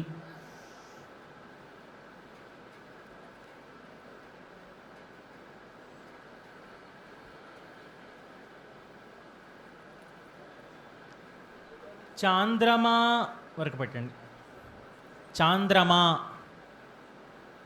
చాంద్రమాన అని మూడో పదాలను తీసుకురావడానికి అరయగ వైదిక క్రతువులందు విశిష్టత గల్గి పైతృక స్మరణము చేయగాగలుగు సత్సమయంబు నొసంగి చాంద్రమా. 9వ వర్ణనాంశం కవిశ్రీ శ్రీ డేగల సత్యనారాయణ గారు. సభకు నమస్కారం. నేను అడిగేది జాగ్రత్తగా వినండి. దశ మహావిద్యల్లో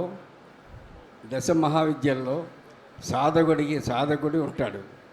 ఆ సాధకుడికి అంతర్ముఖ ధ్యానంలో నిత్యము స్వప్న సాక్షాత్కారం సహజము.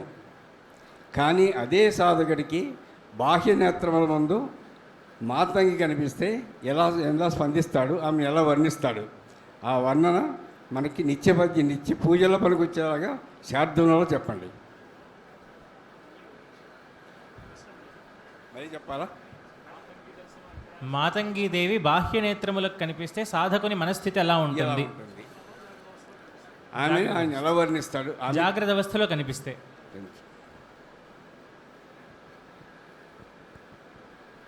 ఎందులో వర్ణించాలి? శార్దూలమే బాగుంటుంది. శార్దూలం వర్ణించండి.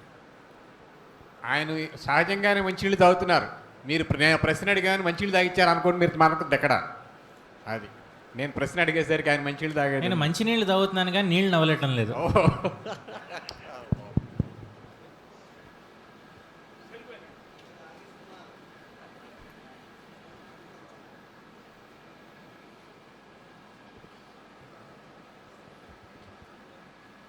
దశమహావిద్యల ప్రస్తావన చేశారు శ్రీ సత్యనారాయణ గారు. ఇది కొంచెం శాస్త్రీయమైన అంశం. సాధనలో ఉన్నవారికి తప్ప. మాతంగి మధుశాలిని అనుచునా మాతన్ సమీక్షించి. అద్భుతం. మాతంగి మధుశాలిని అనుచునా మాతన్ సమీక్షించి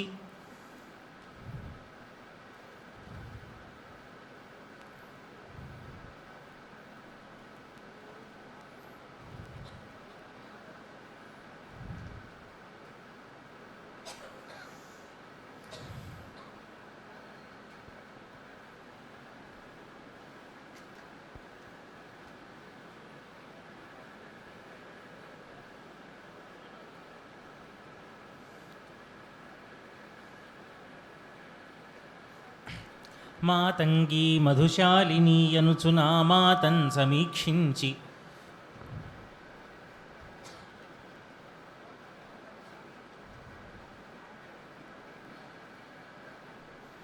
తా చేతం బంధున పొంగు భక్తిని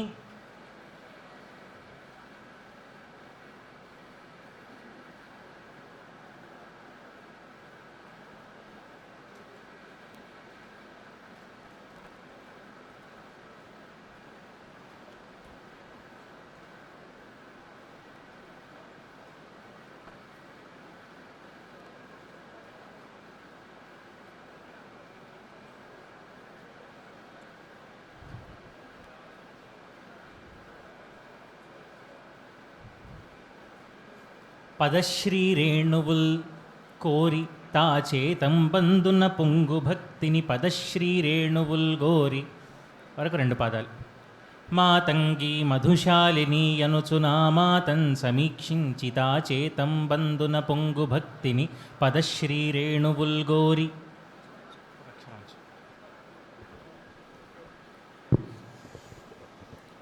మాతంగి దర్శనం సగం వరకు అయింది, మిగతా సగం రేపు పూర్ణలో వస్తుంది. ఒక ఆశు అయిన తర్వాత మళ్ళీ వర్ణనాంశాల్లోకి వెళ్దాం. శ్రీ భోగయ్య గారి చంద్రశేఖర శర్మ గారు ఆశు అడుగుతారు.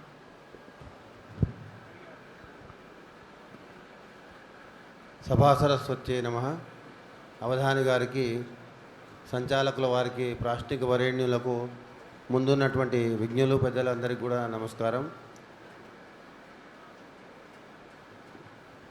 శృతిస్మృతిపురాణానాం ఆలయం కరుణాలయం నమామి భగవత్పాదశంకరం లోకశంకరం. ఆసేతు హిమాచలం శతరామ్నాయ పీఠాలను స్థాపించినారు ఆది శంకరాచార్యుల వారు. అందులో శృంగేరి శారదా పీఠము కూడా ఒకటి. ఆ శృంగేరి శారదా పీఠం ప్రస్తుత వర్ధమాన జగద్గురు శ్రీ శ్రీ శ్రీ విధుశేఖర భారతీ స్వామిని వర్ణిస్తూ ఒక పద్యం చెప్పాలని ప్రార్థన. విధుశేఖర భారతీ స్వామి వారు వర్ణిస్తూ స్తుతిస్తూ. శ్రీ శ్రీ శ్రీ విధుశేఖర భారతీ స్వామి వారి సంస్తుతి లేక వర్ణన.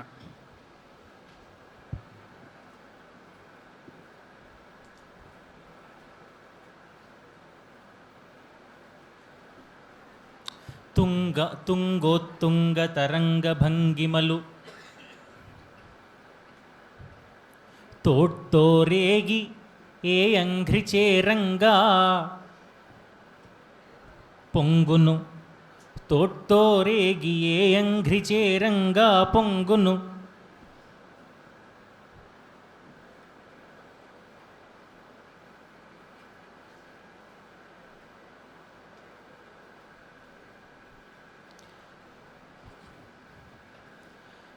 ఏ అంఘ్రిచేరంగా పొంగును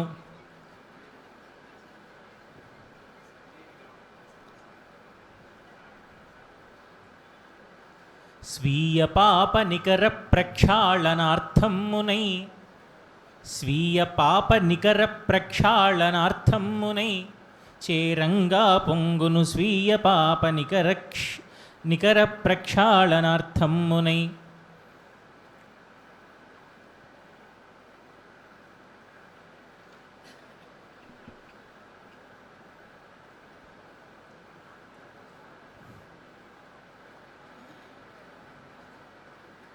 అంగీభూత మహేశులై ఎవరు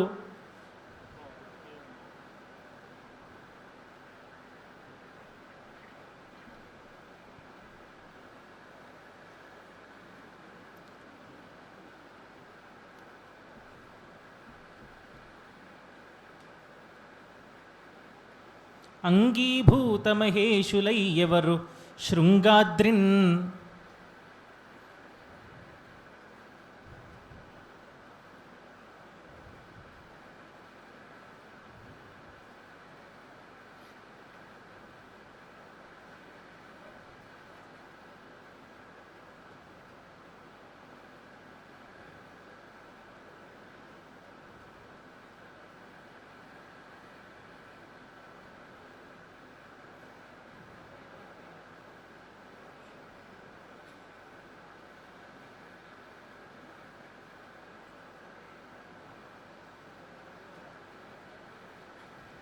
అంగీభూత మహేషులయ్యవరు శృంగాద్రిస్థులయ్యుంద్రు. శృంగాద్రిస్థులయ్యుంద్రు.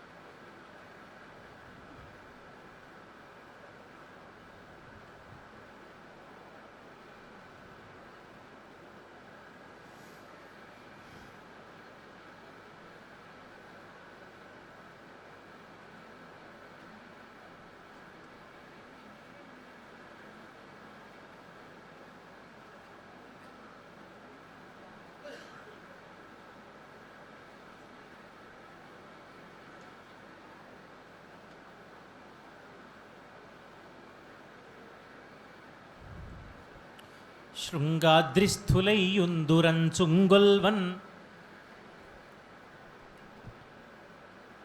యంచుంగొల్వన్ విధుశేఖరాహ్వయుని. విధుశేఖరాహ్వయు విధుశేఖరార్యుని నుతిస్తోమంబులందెంచెదన్.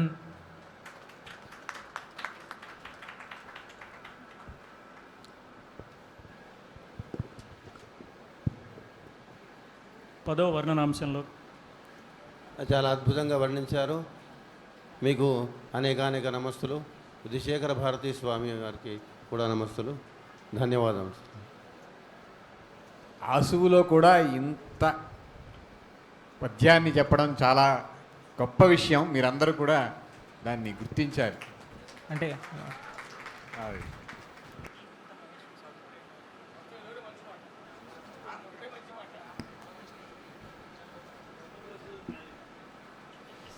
అది టెంపరీ వైర్. మాతంగి మధుశాలిని వరకు అయింది. శ్రీ పిఎల్ నాగేశ్వరరావు 8 వర్ణనలే. పదవ వర్ణనాంశం. పెద్దలకు నమస్కారం, సంచాలకుల వారికి నమస్కారం అండి. అవధాని గారికి శుభాభినందనలు, ఆశీస్సులు. నేను అడిగే వర్ణనాంశం, బలవంతంగా వ్యభిచార వృత్తిలోకి నెట్టబడిన ఓ అభాగ్య స్త్రీ పరిస్థితి. బలవంతంగా వ్యభిచార వృత్తిలోకి నెట్టబడిన ఓ అభాగ్య స్త్రీ పరిస్థితి. శార్దూలం. శార్దూలంలో వర్ణించాలి. శార్దూలంలో సామాజిక పరిస్థితిని. శార్దూలంలో కరుణారసం. కరుణరసం.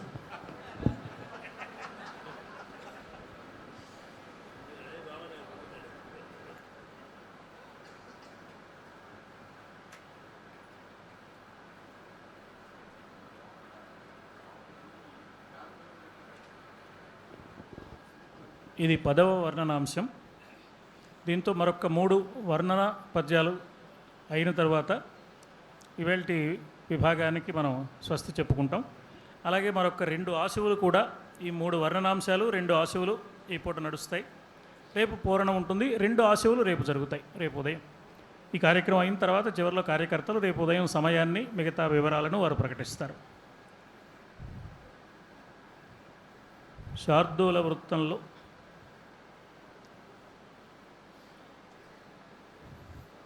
బలవంతంగా వేశ్యావృత్తిలోకి దించబడిన స్త్రీ మానసిక స్థితి వర్ణించమన్నారు నాగేశ్వరరావు గారు.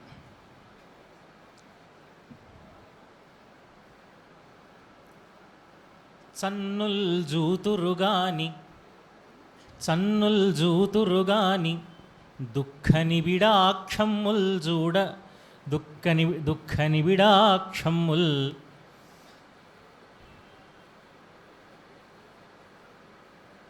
విలోకింపరే. చన్నుల్ జూతురుగాని దుఃఖనిబిడాక్షమ్ముల్ విలోకింపరే.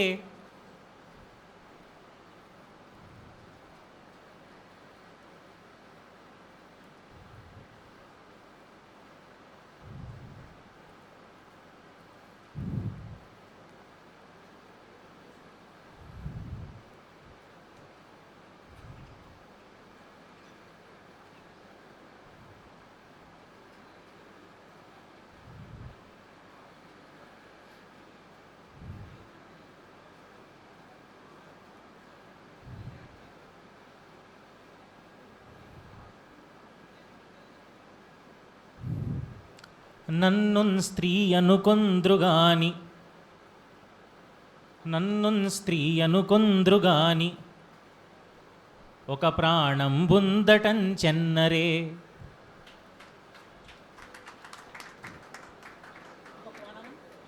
ఒక ప్రాణం బుందటం చెన్నరే.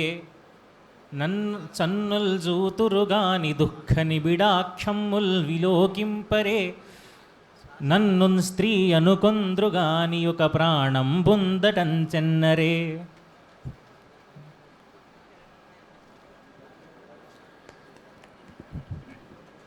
11వ వర్ణనాంశం శ్రీ యజ్ఞ భగవాన్ గారు. హిందీ ఉర్దూ సాహిత్యంలో సాహిర్ లుధియాని, ఒక్క నిమిషం, సాహిర్ లుధియానివి గారు అని ఒక చాలా గొప్ప కవి గారు ఉన్నారు.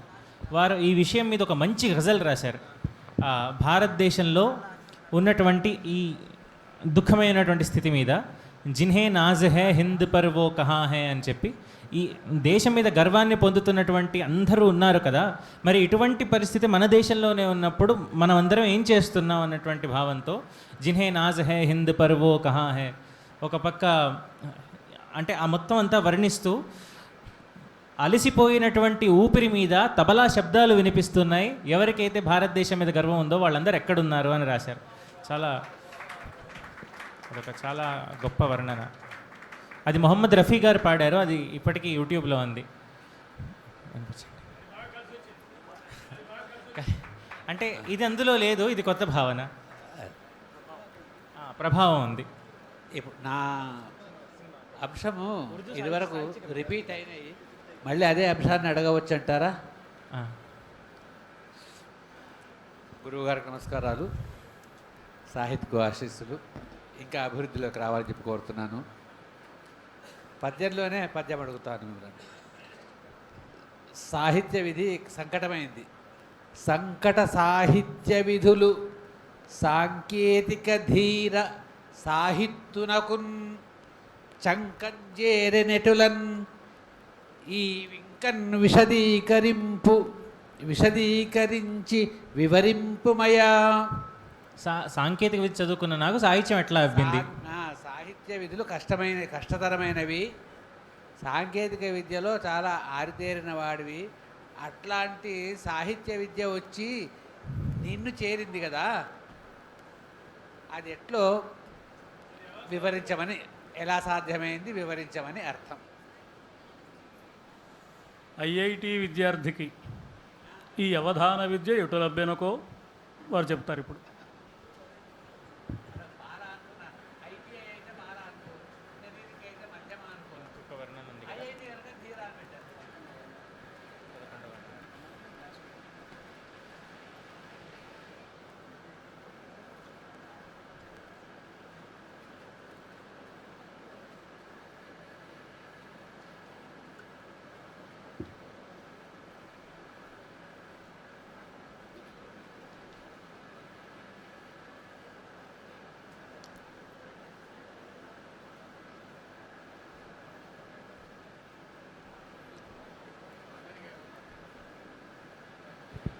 అవధాని గారు, అప్పుడప్పుడు కొంతమంది యాంకర్లు పెద్ద పెద్ద వాళ్ళని పైకి పిలుస్తూ పలానా వారిని సవనీయంగా వేదిక మీదకి రావాల్సిందిగా కోరుతున్నానంటారు. అంటే వాడు వినయంగా రావాలా? అంటే కొంతమందికి ఆ మాట అవసరం కూడా.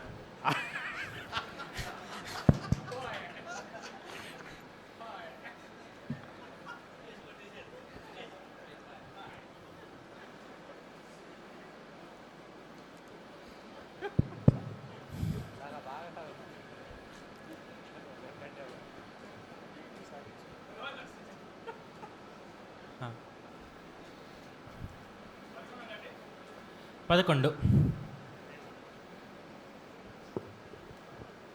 రెండు ఆశువులు 2 వర్ణనలు మిగిలాయి ఈ పూట.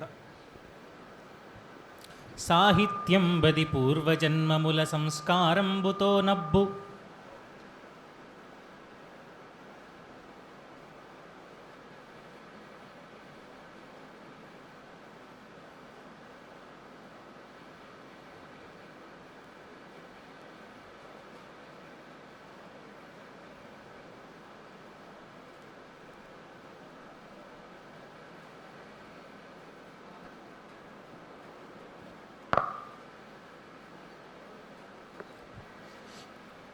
భాషాహీనత్వము, భాషా అహీనత్వము.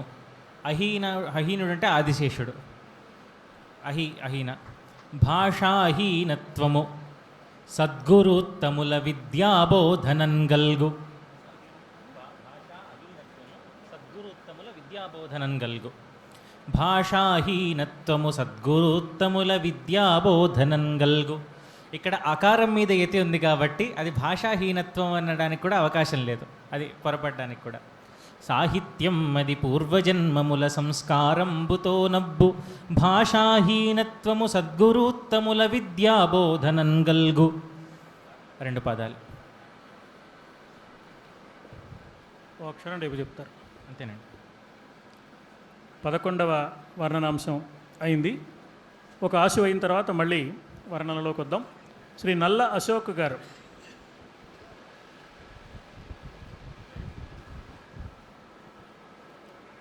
అవధాన సరస్వతికి నమస్కారం. అష్టావధానిగా ఉన్న మీరు ఇప్పుడు అర్ధశతావధానిగా ఎదిగిన మీ తీరును చూసి మీ తల్లిదండ్రులు పడుతున్న సంతోషాన్ని ఆశువుగా వర్ణించండి.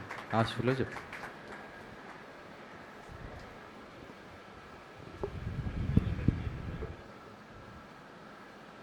బాగుంది. ఆశుతోష్ అని ఒక ఆయన ఉన్నాడు.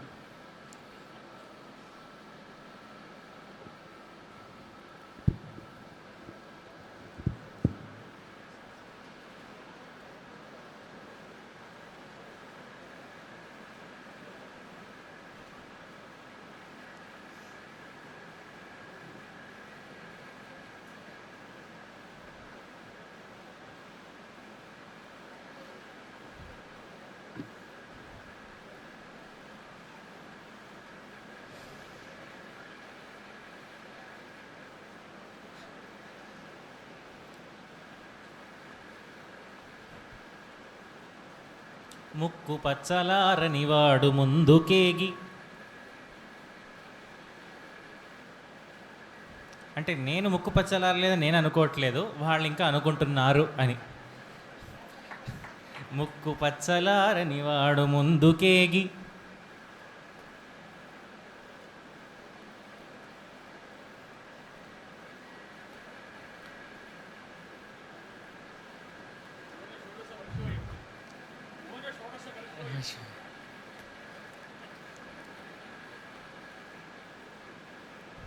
వేదికల నెక్కి అవధాన విధుల నెరపి. నిన్న అడ్డాలలో బిడ్డ నేడు చూడ.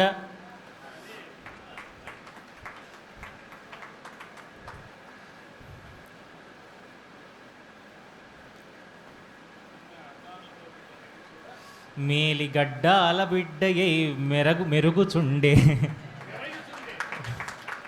మేలిగడ్డాల బిడ్డయే మెరుగుచుండే.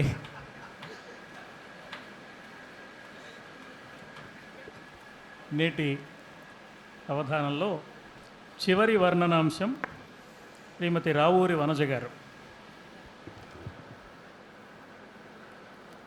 సభా సరస్వతికి నమస్కారం.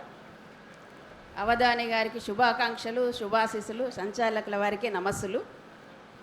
అవధాన శిక్షణ సప్తాహంలో శిక్షణ పొందినటువంటి విద్యార్థులు వెళ్ళిపోయేటటువంటి రోజు, శిక్షణ పొంది వెళ్ళే రోజు వారి యొక్క మనోభావాలు ఎలా ఉంటాయో స్వేచ్ఛాచందంలో వర్ణించండి. మా భావాలు 4 సంవత్సరాల క్రితం.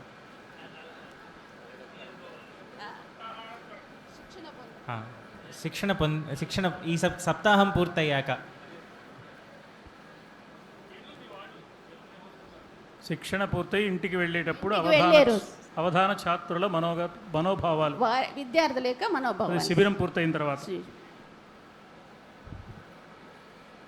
శిబిరం పూర్తయి ఇంటికి వెళ్తున్న ఛాత్రావధానుల మనోభావాలు.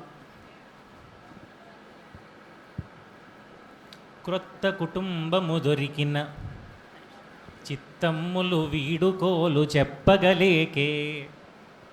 క్రొత్త కుటుంబము దొరికిన చిత్తమ్ములు వీడుకోలు చెప్పగలేకే. 2 పాదాలు. ఒక నిజంగా మా అందరికి కలిగిన భావం అప్పుడు వెళ్ళిపోతున్నప్పుడు ఒక కొత్త కుటుంబం మా అందరికీ దొరికింది. ఆ కుటుంబం ఇప్పటికీ కూడా పదిలంగా ఆ స్నేహాలు ఆ బాంధవ్యం అంతా కూడా ఇప్పటికీ చాలా గట్టిగా ఉండి, ఇప్పుడు నా అవధానానికి అన్నయ్యలు వచ్చారు, అప్పుడు మేమందరం కలిసి చదువుకున్నాం. వారి అవధానాలు చూసే అవకాశం నాకు కూడా ఇచ్చారు. కాబట్టి ఆ ప్రేమ అభిమానం అందరూ అనుభవిస్తారు. శిబిరాన్ని వదిలి వెళ్ళిపోవడానికి ఖచ్చితంగా మనసు రాదు, వెళ్ళేటప్పుడు ఏడుస్తారు, ఇవన్నీ ఉంటాయి. కాబట్టి ఈ శిబిరం సమయాన్ని చక్కగా ఉపయోగించుకోవాల్సిందిగా కొత్త విద్యార్థులకు విన్నపం చేస్తున్నాను. ఒక భావాన్ని వ్యక్తం చేయడానికి ఒక కవి నుంచి ఒక పదం వెలువడింది అంటే అది కేవలం భాషా పరిజ్ఞానంతో మాత్రమే రాదు. సాహిత్యాన్ని విశేషంగా అధ్యయనం చేసి ఆ అధ్యయనం చేసినప్పుడు అంతరంగంలో కలిగిన అనుభూతి అక్షరంగా మారుతుంది. ఎంతో ఎంతో ఎంతో చదివితే కడివెడు పాల మీద కొద్దిగా మేగడ పేరుకున్నట్లుగా ఒక అనుభూతి అక్షరంగా వెలువడుతుంది. తిక్కన గారు వ్యాస మహర్షిని గురించి చెబుతూ భారతీ వంశ వివర్ధనున్ త్రిదశ వందితు సాత్యవతేయుగొల్చెదన్ అన్నారు. భారతీ వంశం ఏమిటి? భారతీ వంశం అంటే విద్యా కుటుంబం అన్నమాట. ఆ తిక్కన గారు వ్యాస మహర్షిని గురించి ప్రయోగించిన భారతీ వంశం నల్లాన్ చక్రవర్తుల సాహిత్య భాషలో అవధాన విద్యా వికాస పరిషత్ అనే కొత్త కుటుంబంగా ఈనాడు ఆవిష్కరింపబడింది. చాలా ఆనందాన్ని కలిగించే అంశం ఇది. తరతరాలుగా మన పెద్దలు అందించిన సాహిత్యాన్ని వంట పట్టించుకున్న కవి మాత్రమే ఇలా మాట్లాడతాడని నిర్మోహమాటంగా నేను చెప్పదలుచుకున్నాను. ఇది నాకు చాలా ఆనందాన్ని కలిగిస్తున్న అంశం. క్రొత్త కుటుంబం అంటే చిన్నప్పటి నుంచి పుట్టినప్పుడు ఉన్నది కుటుంబమే, అది అలవాటైన కుటుంబం. ఇది కొత్త కుటుంబం. ఈ కొత్త కుటుంబం ఇలా కొనసాగుతూ ఉంటుంది. ఎందుకంటే ఎప్పటికప్పుడు ఇందులో కొత్త వాళ్ళు చేరుతూ ఉంటారు. కొత్త వాళ్ళు అవుతుంటే మళ్ళీ కొత్త వాళ్ళు వచ్చి చేరుతూ ఉంటారు. ఎప్పటికప్పుడు నిత్యనూతనంగా ఉండే కుటుంబం ఇది. నిత్యనూతనమైన పద్యాలను వెలయించే కుటుంబం కూడా, సాహిత్య వైభవాన్ని ప్రకటించే కుటుంబం. చివరి వర్ణనాంశానికి అద్భుతమైన పద్యాన్ని 2 పాదాలు అందించారు. చివరి ఆశువు అంటే 10వ ఆశువు, నేటి అవధానంలో 12 ఆశువుల్లో 10వ ఆశువు శ్రీ మావుడూరి మల్లికార్జునరావు గారు ఈ పాఠశాల ప్రాంగణాన్ని అవధాన విద్యా వికాస పరిషత్ శిబిరం కోసం ఇచ్చి ఈ వేదిక ఇక్కడ మనం సిద్ధం చేసుకోవడానికి కావలసిన అవకాశాన్ని కలిగించిన సహృదయ సార్వభౌములు అంటారా, రసజ్ఞ రాజశేఖరులు అంటారా, మల్లికార్జునరావు గారి ఆశువు. అందరికీ నమస్కారం అండి. ఈ పాఠశాలకు సంబంధించిన ప్రశ్నలు మాత్రమే అడగాలని నాకు అనిపిస్తుంది. 2 తెలుగు రాష్ట్రాల్లో పాఠశాలలకు ఒక ప్రాబ్లం వచ్చి పడిందండి. ఏంటి అది అంటే ఉచిత బస్సు ప్రయాణం మహిళలకు ఇవ్వటం వల్ల విద్యార్థుల హాజరు శాతం బాగా తగ్గిపోయింది. ఆ హాజరు శాతం తగ్గకుండా మహిళలకు ఏమైనా సూచనలు చేయండి. ఇది 2 రాష్ట్రాల్లోనూ పడుతున్నామండి. మహిళలకి ఉచిత ప్రయాణం రావటం వల్ల విద్యార్థుల అటెండెన్స్ చాలా తగ్గిపోయింది. ఏ విధంగా? మహిళలకు ఉచిత ప్రయాణం వచ్చింది. ప్రతి ఫంక్షన్కి టికెట్ తీయక్కర్లేదు, పిల్లల్ని తీసుకొని వెళ్ళిపోతున్నారు, రారు. భర్తకు కూడా చెప్పటం లేదండి, పైసలు కూడా అడగటం లేదు. రియల్లీ చెప్తున్నా, అంటే జరుగుతున్న సొసైటీలో చాలా ప్రాబ్లమ్స్ వస్తున్నాయి. పాఠశాలకు వచ్చే ప్రాబ్లం ఏంటంటే అటెండెన్స్ అస్సలు నలిఫై అవుతుంది. అసలు 92-95% మెయింటైన్ చేసిన వాళ్ళని 60-65% యావరేజ్ అటెండెన్స్ లేదు. అంటే బాగుండదు. కానీ ఈవేళ ఎన్నో ప్రభుత్వాలు ప్రకటిస్తున్న ఉచిత పథకాలన్నీ వాటిల్లో చాలా అనుచితమైన పథకాలు చాలా ఉన్నాయి. వాటి వల్ల సమాజానికి వచ్చే నష్టాన్ని ఎవరు ఆలోచించడం లేదు. ఆ పథకాలు పొందుతున్నవారు ఆలోచించడం లేదు, ప్రకటిస్తున్నవారు ఆలోచించడం లేదు. తాత్కాలికంగా ఈ పూట గడిస్తే బాగుండని వీళ్ళు అనుకుంటున్నారు, ఈసారి గెలిస్తే చాలని వాళ్ళు అనుకుంటున్నారు తప్ప జాతి అభివృద్ధిని గురించిన ఆలోచన లుప్తమైపోయిన కారణంగా వచ్చిన ఇబ్బందుల్లో కొన్ని వేల ఇబ్బందుల్లో ఒక ఇబ్బందిని వారు ప్రస్తావించారు.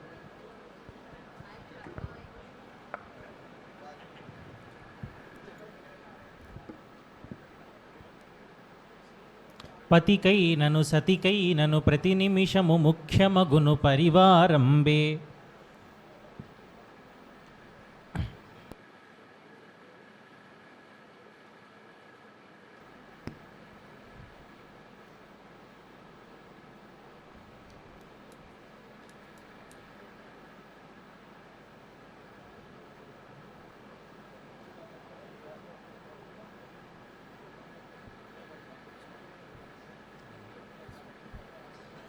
స్వతన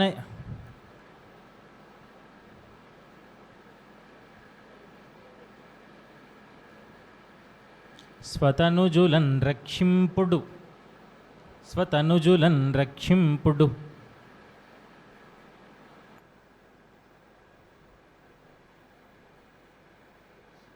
గతికాటంకం గతికాటంక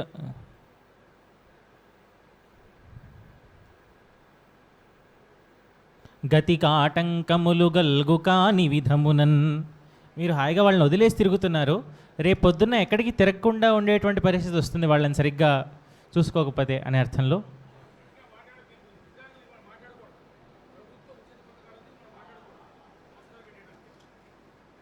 ఎందుకంటే ఒక ఉచిత పథకాన్ని ప్రవేశపెడితే దాన్ని తీసేయడం అంత సులభం కాదు, ఎందుకంటే ఆ పార్టీ గెలవలేదు కాబట్టి. అందుకనే మీరు ₹2 కిలో బియ్యం ఇచ్చినటువంటి సమయంలో ₹3.75 ఉన్నటువంటి కిలో బియ్యాన్ని ₹2 కిలో బియ్యం ఇచ్చారు. ఇప్పుడు ₹60 దాదాపుగా కిలో అయిన సమయంలో కూడా ₹1 కిలో బియ్యమే ఇస్తున్నారు. కాబట్టి ఒకసారి ఉచితం పెట్టిన తర్వాత దాన్ని మార్చడం చాలా కష్టం. అందుకని PVRK ప్రసాద్ గారు అసలేం జరిగిందంటే అన్న పుస్తకంలో నేను రామారావు గారికి చాలా స్పష్టంగా చెప్పాను, బయట ఉన్న ధర కంటే ₹2 తక్కువకి ప్రభుత్వం ఇస్తుందని మీరు చెప్పండి, అప్పుడు తాత్కాలికంగా ₹1.75కే మనం కిలో బియ్యం ఇచ్చినా ధర పెరిగినప్పుడు ₹10 అయితే ₹8 మనం ఇవ్వచ్చు అనేటువంటి విషయాన్ని నేను చెప్పాను. కానీ వారు దానికి అంగీకరించలేదు. వారు మేము ఇప్పుడే ప్రమాణం చేసాం, మా ఇమేజ్ దెబ్బతింటుందన్న విషయాన్ని వారు స్పష్టంగా చెప్పారని అసలేం జరిగిందంటే అన్న పుస్తకంలో రాశారు. కాబట్టి ఒకసారి ఉచితాన్ని ప్రవేశపెట్టేటప్పుడే తాత్కాలికమైన ప్రయోజనాలని వదిలిపెట్టి శాశ్వతమైన ప్రయోజనాలని ఆలోచించాల్సిందిగా ప్రభుత్వాలకు విన్నవించుకుంటున్నాను. 12 వర్ణనాంశాలు అవి కానీ ఉచితాలు ఉన్నంత మాత్రాన పిల్లల్ని వదిలేయవలసిన అవసరం లేనటువంటి విషయాన్ని వాళ్ళు గమనించాలి. ఈ పూట కార్యక్రమం పూర్తయింది. ఉదయం సమస్యలు దత్తపదులు స్వీకరించారు, ఈ పూట వర్ణనాంశాలు స్వీకరించారు, 10 ఆశువులు పూర్తి చేశారు. ఇక మనకి ఈ 28 ధారణాంశాలకు సంబంధించిన పూరణ మిగిలింది. దాంతోపాటుగా 2 ఆశువులు మిగిలాయి. వీటిని రేపటి రోజున ఉదయం పూట కార్యక్రమంలో ప్రారంభించి ముగిస్తారు. ఆ వివరాలు, ఆ సమయాలు, ఆ విశేషాలు కార్యకర్తలు తెలియజేస్తారు. సభా సరస్వతికి నమస్కారం. అత్యద్భుతమైనటువంటి రసానందంలో ఉదయం నుంచి మనం తేలియాడుతూ ఉన్నాం. ఉదయాన ప్రారంభోత్సవ సభ గరికిపాటి వారి అద్భుతమైన ప్రసంగం, అది అవధానులందరికీ కూడా ఒక మార్గ నిర్దేశనం చేసేటువంటి మంచి ప్రసంగం జరిగింది. పెద్దలంతా వేదిక పైన మంచి సందేశాలు ఇచ్చారు. ఆ తర్వాత వెంటనే ఈ అవధాన విద్యా వికాస పరిషత్తు ఆవిర్భవించిన తర్వాత వికసించిన తొలి కుసుమం ఇవాళ 1000 రేకులు ఇచ్చుకుంటుంది. ముందు శతావధానిగా మారబోతున్నటువంటి మా నల్లాన్ చక్రవర్తుల సాహిత్ అద్భుతమైనటువంటి ప్రతిభను ప్రదర్శించాడు. దానికి మీ అందరి కరతాళ ధ్వనులే సాక్షిగా నిలుస్తాయి. ఇవాళ ఉదయం నుంచి కూడా ఒక గట్టిగా కూర్చుంటే ఇవాళ శతావధానమే పూర్తి చేసేవాడు. ఆయన స్వర్ణావధానం చేయాలని కంకణం కట్టుకున్నాడు కనుక స్వర్ణావధానం దానికి నిబద్ధుడై ఉండి ముందుగా ఈ 50 అంశాలను స్వీకరించాడు. ఇవాళ 10 ఆశువులు మిగిలాయి, అవి రేపు పూర్తి చేస్తాం. సమస్యలు దత్తపదులు 2 ఆశువులు మిగిలాయి, అవి పూర్తి 10 ఆశువులు అయిపోయినాయి. 2 ఆశువులు మిగిలాయి, అవి రేపు అయిపోతుంది. దాంతోపాటుగా మిగతా అన్ని అంశాలు స్వీకరణ దాదాపుగా పూరణ కూడా అయిపోయింది. కాకపోతే ఆయన నియమించుకున్న విధానం ప్రకారంగా సమస్య 1 పాదాన్ని, దత్తపది 2 పాదాలు, వర్ణన 2 పాదాలు చెప్పాడు. ఇప్పుడు కూర్చుంటే ఇంకో గంటలో మిగతా 2 పాదాలు కూడా చెప్పగలడు. కానీ నియమించుకున్న విధానం ప్రకారంగా ఇట్లా కొనసాగుతున్నది. రేపు ఉదయాన ఛాత్రావధానులందరికీ పద్యాభిలాషులందరికీ కూడా సంస్కృతం తరగతి ఉంటుంది. ఉదయం 6 గంటల నుంచి 7 గంటల దాకా 7:30 దాకా మీకు మొట్టమొదటి తరగతిని మహామహోపాధ్యాయ డాక్టర్ దోర్బల ప్రభాకర్ శర్మ మహోదయులు నిర్వహిస్తారు. ఛాత్రావధానులు అలాగే పద్య శిక్షణార్థులందరూ కూడా ఆ తరగతిలో కూర్చోవలసిందిగా కోరుతున్నాం. ఆ కూర్చునే ఏర్పాటును మా కేవీఎన్ ఆచార్య గారు, మొత్తం ఈ క్యాంప్ ఇన్ఛార్జి వారు ఇక్కడే ఇదే వేదికపై ఇక్కడే కూర్చొని నేర్చుకుంటారు. 7:30కు ఆ తరగతి అయిపోయిన వెంటనే మళ్ళీ మన 7:30 ఉదయం 7:30 ఎండ కాకముందు మీ అందరు పెద్దలందరినీ రప్పిద్దామని మా కోరిక. అందరూ 7:30కు ఈ ప్రాంగణానికి చేరుకుంటే ప్రశ్నలంతా కూడా విచ్చేస్తే ముందుగా సమస్య, దత్తపది, వర్ణన పూరణలు, మిగిలిన 2 ఆశువుల పూరణ చేసి ఉదయం ఉపాహారం లోపల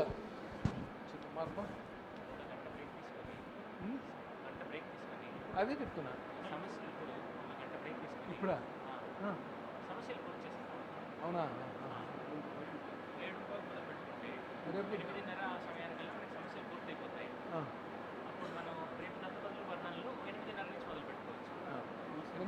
నేనేమన్నా టిఫిన్ తర్వాత మళ్ళీ ధారణ పెట్టుకున్నాను. టిఫిన్ తర్వాత ధారణ పెట్టుకున్నాను.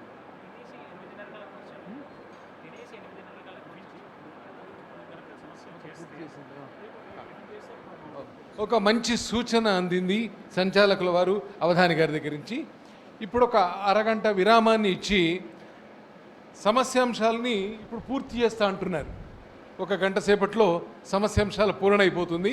ఇక దత్తపది వర్ణన రేపు ఉదయాన 8:30కు మొదలు పెడితే 10 లోపల మొత్తం కార్యక్రమం అంతా పూర్తవుతుంది. ఉపాహారాలకు అప్పుడు వెళ్ళిపోవచ్చు. అలా ఏర్పాటు చేద్దామంటున్నారు. సమస్య ప్రాశ్నికులు లేరు మరి ఇప్పుడు, లేకున్నా పర్వాలేదంటారా? రేపు వస్తారు, రేపు ఉదయం వస్తారు. వచ్చిన వాళ్ళు వస్తారు, అందరు రారు. మీరు ఉన్నారనుకో భావించుకొని చేయాలి.